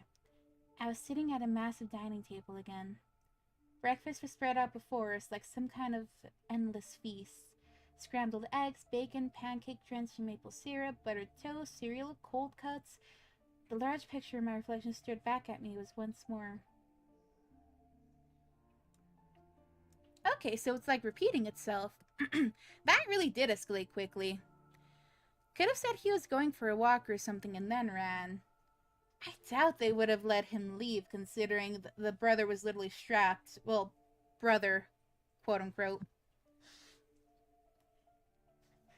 My brother had taken a seat across from me. He sat down elegantly and immediately grabbed a boiled egg and a couple of slices of toast. My mother sat to my left, beside my sister, my brother to the right alone. There was a strange, tiny healed wound on his hand. Everything was exactly the same as the other morning, just like it always was. Except a moment ago, I had attacked them. I swallowed the saliva pooling in my mouth. With desperate dread, I stared at the glass picture beside the bowl of fresh blueberries. Next to the beautiful orange juice rested a large yellow capsule. Should I take it? Have I been taking it? I looked up at my father. He wasn't eating, he was watching me, studying every moment, analyzing what I would do, what I would reach for. What the hell is this? I wanted to panic, to stand up and sweep everything off the table, but I didn't care. What happened earlier? Eesh. That is a lavish meal. Oh my goodness, I kind of want pancakes now. You know what's funny? A few weeks ago, I actually meal prepped golf pancakes, and they were protein pancakes. They were healthy, quote unquote. I used oat flour, and I also packed turkey bacon. It was a great lunch. 10 out of 10. Important question. Are they hungry? If not, I'll take their place. I want that. Same. That sounds so delicious. Well, what they're eating. What I had was pretty delicious too. I don't even know how much protein was in them, but I'm pretty sure it was a lot. I put chia seeds in there too. It was very yummy.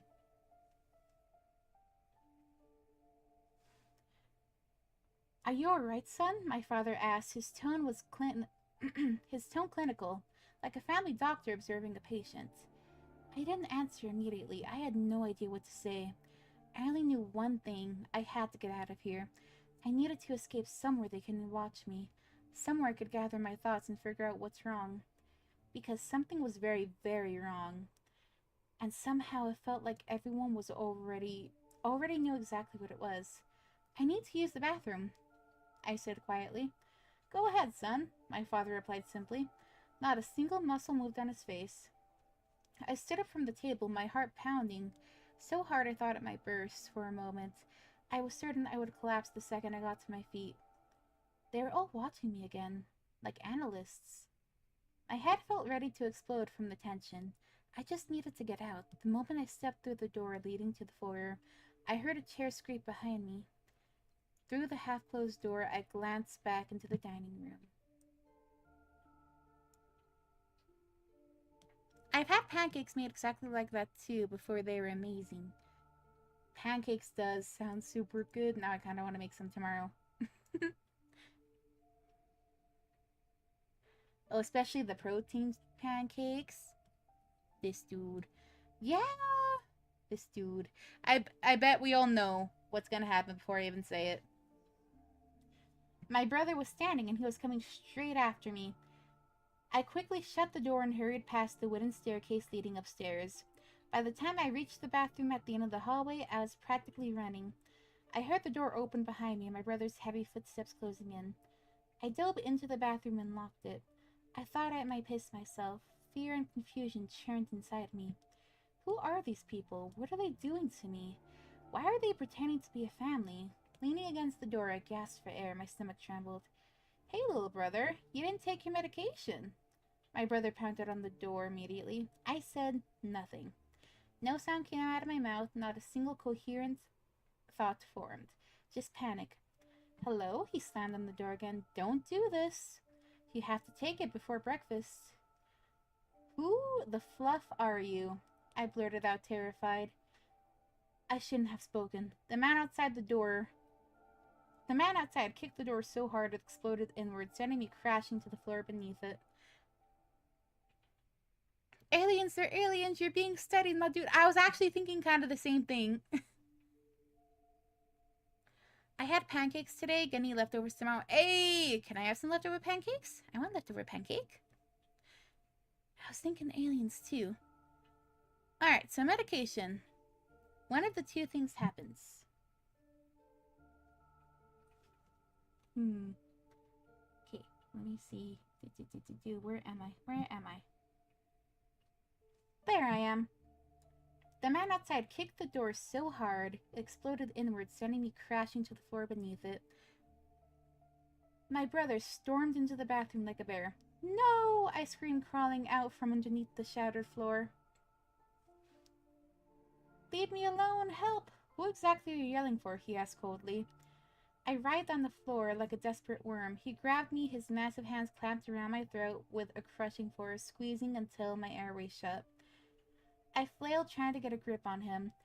But what chance did I have against someone 3 times my size? I felt the air stop flowing into my lungs. My throat collapsed under his grip. And then the world went dark. My face stared back at me dumbly from the reflection in the water picture.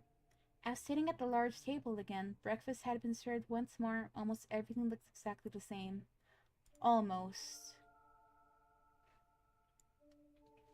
One of two things happened.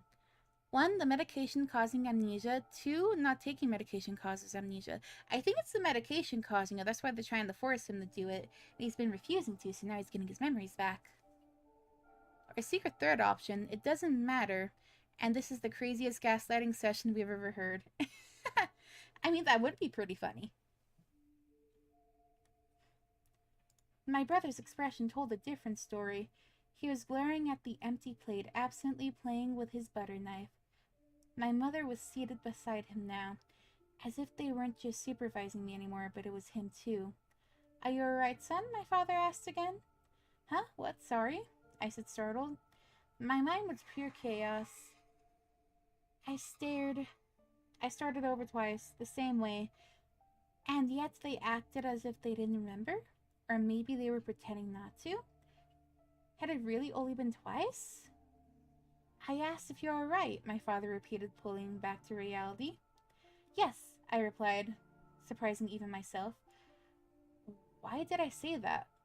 The thought raced through me. Why am I even answering to this man?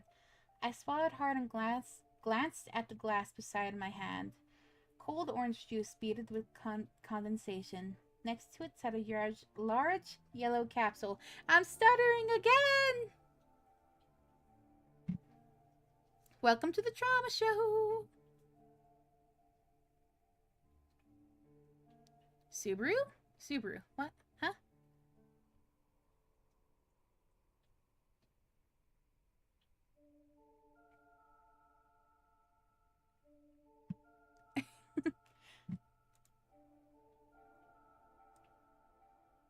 Okay, let's see. Where was I? There I am. Should I take it? Don't forget your medication, my mother said gently. You can hear the music. Oh, she doesn't know. She doesn't know. What do I know? What do I not know?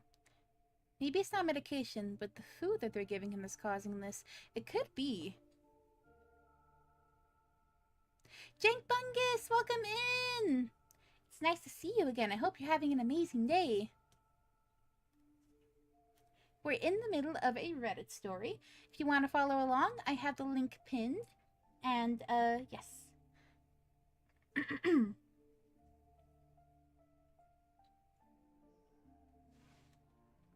I shot her a sideways look. That damn pill again. Something deep in my mind screamed at me not to take it. What even is it? Why would I swallow something without knowing what it was? And yet, buried somewhere inside of me was the certainty that I was took it. A routine.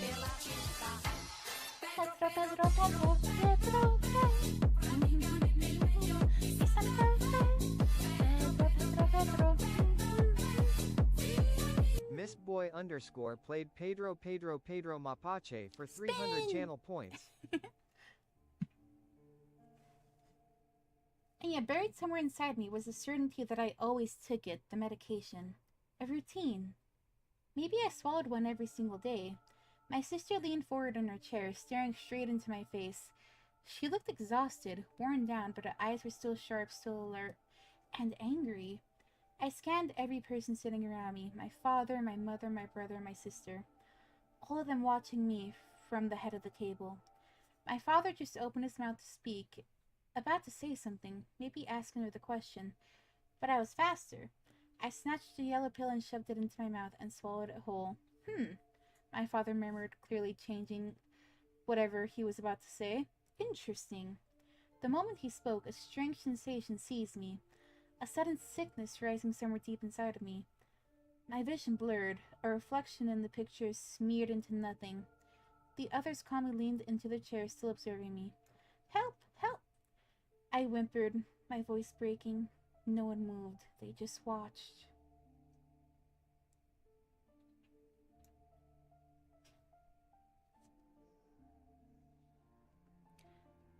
Closest thing I have to a Pedro. It said no. I love the little fox jumping. That is so cute.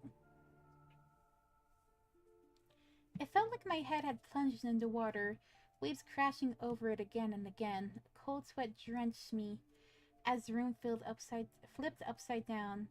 Then my forehead slammed into the dining table with a massive crack. This won't work, I heard my mother say, sliding from the chair like a lifeless sack of flour. I collapsed beneath the table. I heard footsteps, but I could no longer see. Help, I breathed out with my final exhale. I let out a deep sigh. The table again. My reflection stared back at me from the picture. The face looking back was mine, yet somehow unfamiliar. A warm breeze brushed across my skin, and only then did I realize that one of the large windows facing the backyard was open. Outside, the summer sun was already shining brightly. Are you alright, son? My father asked, setting the notebook beside him on his plate. He served himself scrambled eggs and a few strips of bacon. My mother was only drinking coffee this time. My brother was eating slices of melon, and my sister was nowhere to be seen. I glanced down at the table. The small yellow capsule was there again, a glass of water beside it. I raised my hand to grab it, but something held me back. I shouldn't take it. The thought flashed through my mind. So, son, how are you feeling? My father repeated, adjusting the collar on his shirt. How long are we going to keep playing this game? I asked coldly, locking eyes with him. Straight into those aging, tired brown eyes. My brother froze, lowering the slice of melon. He looked from me to our father. My mother stopped sipping her coffee and her eyes widened. What? My father asked, poorly masking his surprise. What game? Have a good night, Darkstar. See you later. Bye.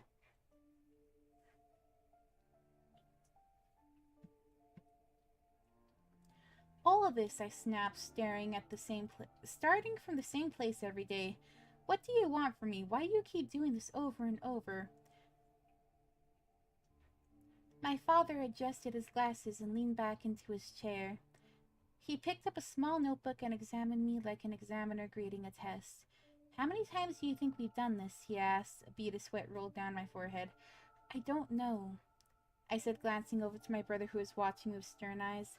Many times, maybe, but what's the point of this? You tell me, my father replied, jotting something down. No, I slammed my hand on the table. Enough, I want answers. Why are you doing this to me? He didn't respond.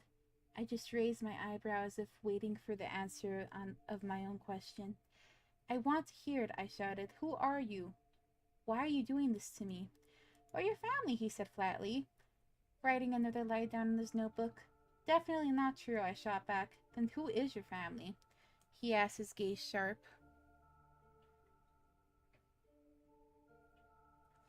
I genuinely have absolutely no idea what the heck is happening. Yeah, I'm a little bit confused. But I guess we'll see. I'm sure we're only halfway through the story. We still got plenty to go through. I will say the author, like, they put a lot of time into this. I'm actually kind of impressed by the dedication. Yes, halfway.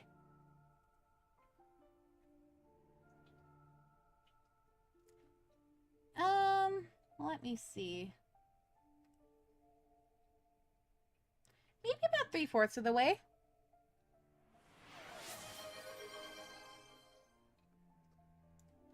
Because I was including the comments with what was there. Okay, I hydrate.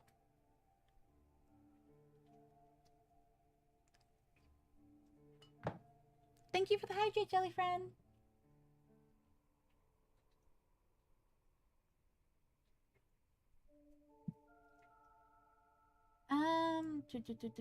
No, I slammed my hand on the table. Enough, I want answers. Why are you doing this to me? He didn't respond, just raised his eyebrow as if waiting for me to answer my own question. I want to hear it, I shouted. Who are you? What are you doing to me? We're your family. Definitely not true, I shot back. Then who is your family? He asked, his gaze sharp. I could see it again, the analysis. Watching what I had said, how I said it, trying to understand why I said it, the entire performance was starting to drive me insane. I don't know, my voice trembled, but I know it's not you. My father sighed. Not a defeated sigh, but the kind someone makes when they've just realized something important. As if he were standing on the brink of a major discovery, needing only a final spark. Oh, so like a surprise one. Huh. Will you say something? I yelled after a long silence. Calm down, son, he said, pushing his glasses back up his nose. Why are you so agitated? Oh, fluff you, I snapped, jumping to my feet. You're going to tell me everything right now, or... Sit down, my brother cut in, rising from his chair. Oh, you shut the heck up, I pointed to him, backing away from the table. Don't you touch me, I've had enough. Enough! Brother stared at me with his murderous intention. He looked like he was one breath away from charging. I kept backing towards the kitchen. Now that my sister wasn't here, like the first time, I saw my chance to escape. My brother stepped away from the table, tracking me with his eyes, ready to pounce.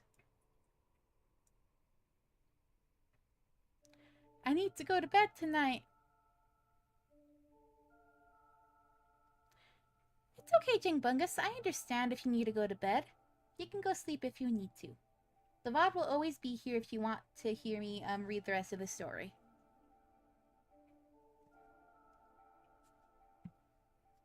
What's the point of this, son? My father asked, lazily biting on the strip of bacon.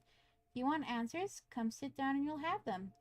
I don't believe a word you say. I shook my head. Only a few steps remained between me and the kitchen door. Then my brother lunged. He thundered toward me like a bull. I leapt twice and grabbed the kitchen handle. I practically drove inside. And the sudden encounter surprised us all. My sister was there, along with some man standing close, talking quietly. Maybe a cook, maybe a waiter. I didn't give a shiz. All I could see was the open door beyond them. The backyard. I had to get out.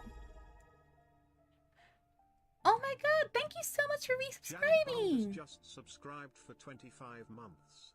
But first we resubbing. Thank you so much, Jingbungus. And of course, I hope you have a good night if you need to go. You too, Jellyfriend, if you need to go. I hope you have a good night as well. But also, before that, let me see, who else is here that hasn't participated yet? Jingbungus, do you want a free mini print? I have some more that I can give away if you want one.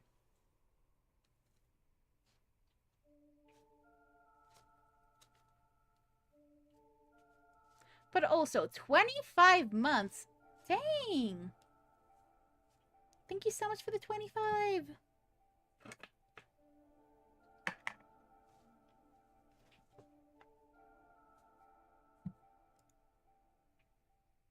The backyard, I had to get out.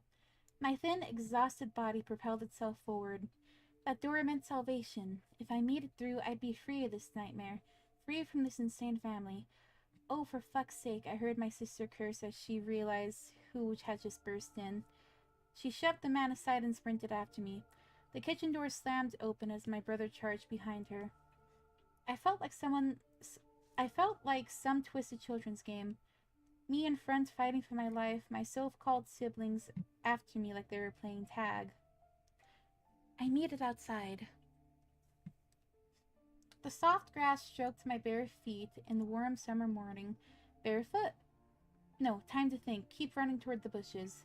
Then I heard a loud crack. I didn't even understand what had happened. Warmth spread across my chest. Slow, creeping warmth. My father faltered, stopped, then dropped to his knees. There was a hole above my right breast. Blood poured from it, staining the beautiful green grass red. They shot me. But who? I collapsed forward pathetically. Butt in the air, face buried in the warm earth. Blood bubbled from my mouth. Boots appeared in my fading vision. Tower, you didn't have to take the shot, I heard my brother say. We could have still had him. The world went dark. Oh my goodness, they actually killed him? I wasn't expecting that. And life began to slip out of me. My hand was cold where it rested on the table. There was no sign of sunshine outside. The weather was gray and damp, and I realized we were back at the dining room. Wait, he's alive? Ha! Excuse me, what? What the floof? Interesting. A large bowl of pears sat on the table. Eggs, bacon, cereal, milk, everything else. My body was intact, no hole in my chest. In the large picture, my sunken, exhausted face stared back at me. Are you alright, son? My father asked, glancing up at me from the notebook. My brother stared at the rain with a bored indifference. My sister was the only one watching me, angrily like a sulking child. My mother was picking at a cluster of grapes, only half paying attention to me on her right. So, son, how are you feeling? My father repeated, stopping his scribbling. I'm fine, I answered simply. I see, he said, flipping a few pages in his notebook. Something strange took a hold of me. Anger, rage. I didn't care about answers anymore. I don't want questions from him. I don't want to wake up at this table again and again after my own death. I was done. Aliens! It's really starting to feel like aliens now. I'm not 100%, but it really is starting to feel like aliens. Slowly, I reached for the fork lying on the table. I lifted it and studied my pathetic bald reflection in its blurred surface, sorry. Is this really me? My mother was still busy with her grapes. With one sharp, deliberate motion, I drove the fork into her neck. Ah! Ah! He's doing things! I must have hit an artery. Blood sprayed everywhere, covering my face. He is in the Matrix. Also, I did not expect that. I'm guessing each body is dying, and his conscious just jumps or is transferred to a clone. That might be it too. I guess we'll have to see at the end. But the one who surprised... Oh wait, my brother now only seemed to realize everything was covered in blood. He stared at the grotesque fountain in shock. But the one who surprised me was my father. I saw the shock in his eyes, but he didn't move. He watched, analyzed, studied. The way my mother bled out while I climbed onto the dining table. I don't know how, but I knew there was a large kitchen knife beside the pumpkin pie. I had to use it. I crawled across the table on all fours, knocking through the plates and food, and grabbed the knife. I tumbled off the table and sprang back up wildly, swinging the blade. My sister was closest. She raised her hand to defend herself, and I felt the knife slice into her palm. You fucking idiot, she screamed, clutching her bleeding hand. A deep red cut split her right palm. Back the F up, all of you. I searched for an exit while waving the knife between my brother and sister. My father still hadn't moved. He sat in his chair, watching, waiting. I lunged towards him and pressed the blade on his throat, and I grabbed him tight. No one comes closer, I screamed, or else I'll cut his throat. Why was it harder to do this than what I did to my mother? Why did it feel like an empty threat, like something inside me was holding back? Put the knife down, my brother said calmly, stepping closer. Stay the F where you are, I yelled, pressing the blade harder against my father's neck. Stop this, son, my father said, breathing heavily. He wasn't terrified. Tense, yes, but not afraid. As if he knew I wouldn't actually do it.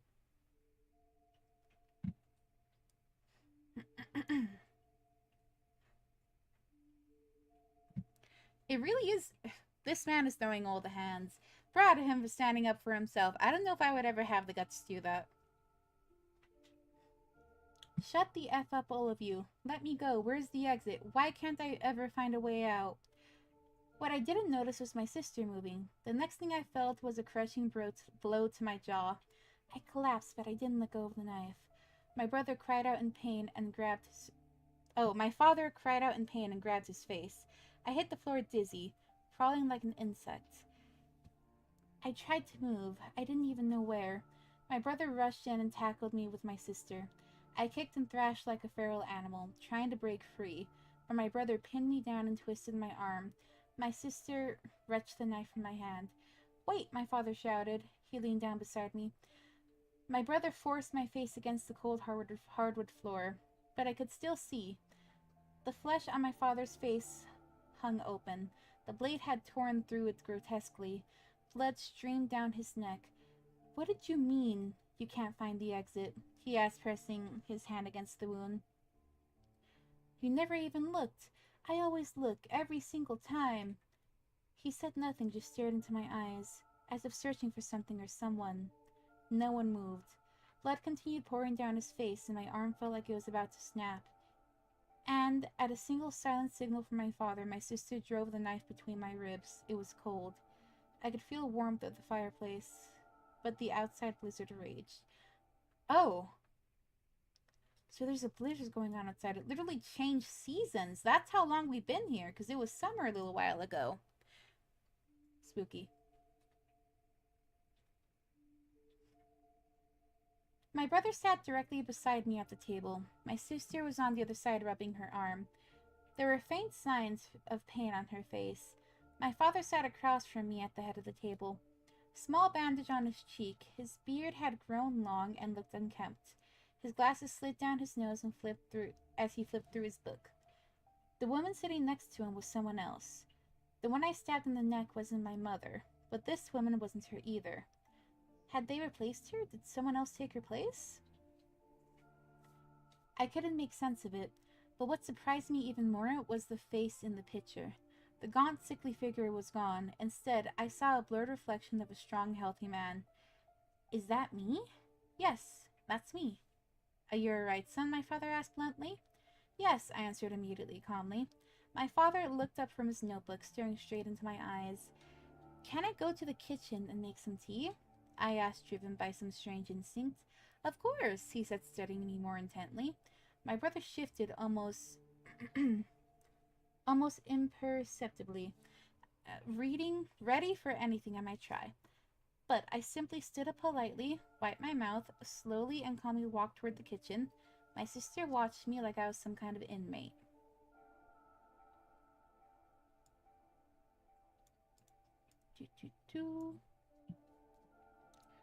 The moment I stepped inside, I knew someone was following me. When I glanced back from the doorway, my brother was already rising from the table. I didn't panic. The door leading outside was locked.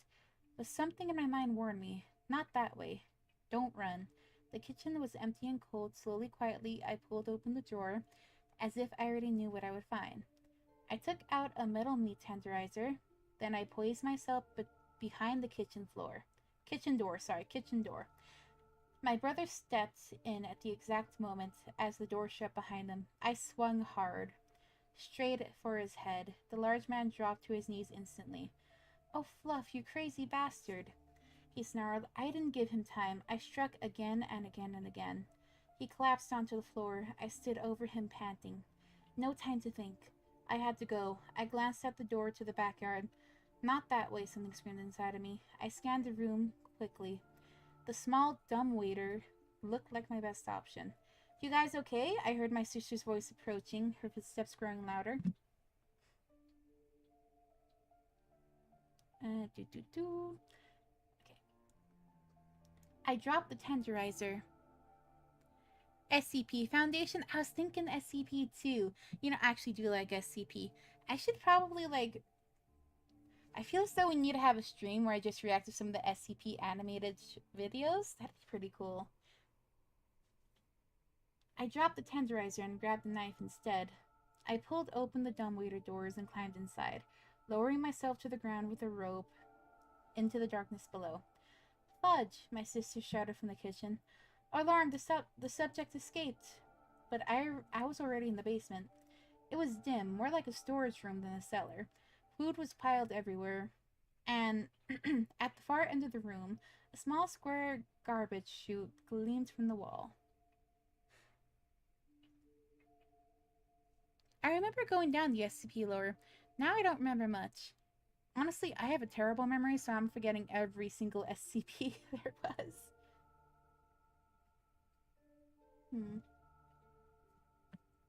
Oh, my throat is actually starting to hurt. Ah, just in time.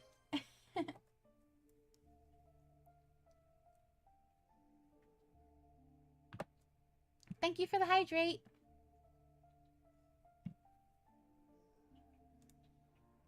It was dim, more like a storage room than a cellar. I already read of that part. Small square garbage chute gleamed from the wall.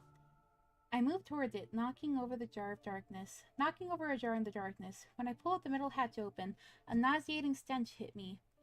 Look at the floor, the thought flashed again. It was hard to see, but there was a grated drain there. I crouched beside it and heard water trickling below. Heavy footsteps thundered somewhere from above. Many of them, running, they were looking for me. In the gloom, I felt along the edges of the gate and found new screws. The knife fit perfectly. A coincidence? How did I know this? I loosened the screws quickly. Within a minute, the grate gave away. I dropped into the sewer immediately. It was tight, but curled up I managed to fit. I crawled through the filthy water until I felt the tunnel begin to slope downward. Then I started sliding with the slow-moving sewage. Ew, the smell would be awful. Kid might be an SCP. I love the lore of the SCPs. I remember the numbers. I don't remember the numbers. Dang phone. Happens to me all the time. I got thick thumbs. I can't type at all.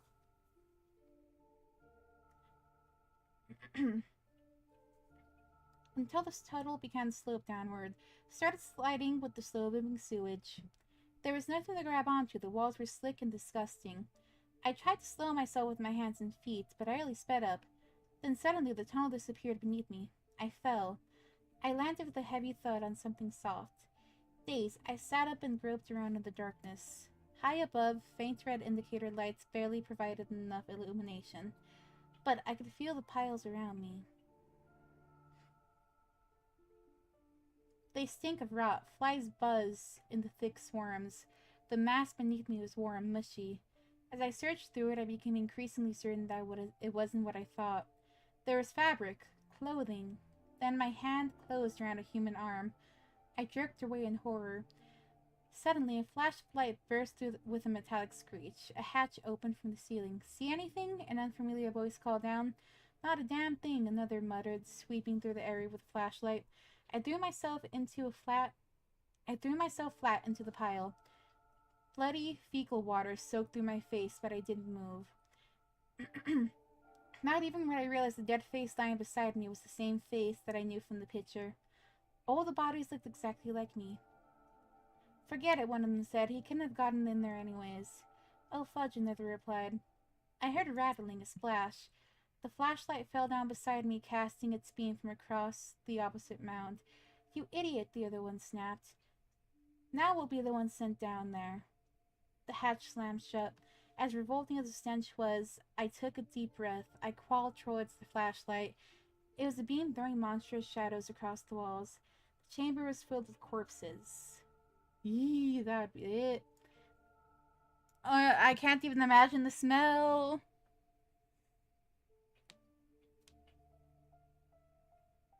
I think he is being cloned over and over again, but I'm kind of surprised that this one managed to become this age, all things considered. Because, it said that this specific clone is a bit older. Every single one of them looked like me. The room was full of my bodies. It was always me, every time. Whether from the shock or forced realization, I don't know how, but I found another drainage pipe. Using the flashlight, I crawled onwards. I couldn't stop now. I had to get out. Then I saw it. Light, bright white light. I pushed forward desperately, dragging myself through the freezing filth. And then I burst out, again, into a filthy stream. The rocks tore open my skin, but I didn't care. Everything was cold and buried in snow. I staggered out of the water and stopped to stare at the landscape. My bare feet were nearly frozen, but the silence of the moment was worth everything. Sunlight shimmered softly across the snow, turning it almost magical. Far off between the trees, I saw a car moving slowly. I didn't know where I was or when, but one thing was for certain. I was the first one to ever make it this far. Oh my god, it ended there! Wait, it ends there? It is conscious transfer, and he escaped. I'm glad he escaped. But oh my goodness, that's the end of it.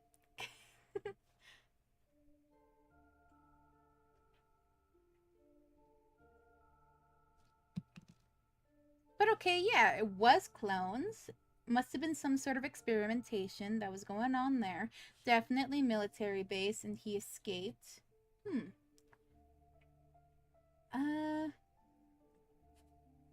Oh my goodness. I actually kind of like that story. Very long, but it was very well written. That was a good one. I liked it. I got really into it. And just, I don't know if y'all just saw me staring down the screen. I couldn't stop reading. That was amazing. 10 out of 10. Definitely follow this man's over on the Reddits. Okay, I don't think we have anything, well, rather, we don't have anyone new in the chat. So I think that it's okay for us to end it there. Now, who are we gonna raid into?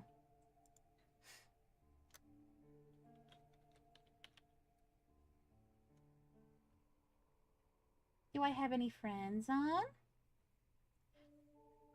Ooh, okay. Ah, we have so many friends on. No! I don't know who to raid into. Scream! Okay, you know what? We're gonna raid. Have a good night, zombie.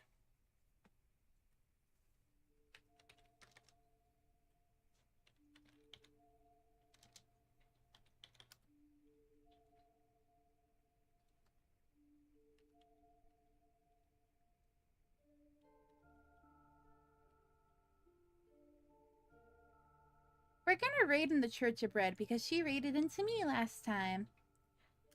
Okay.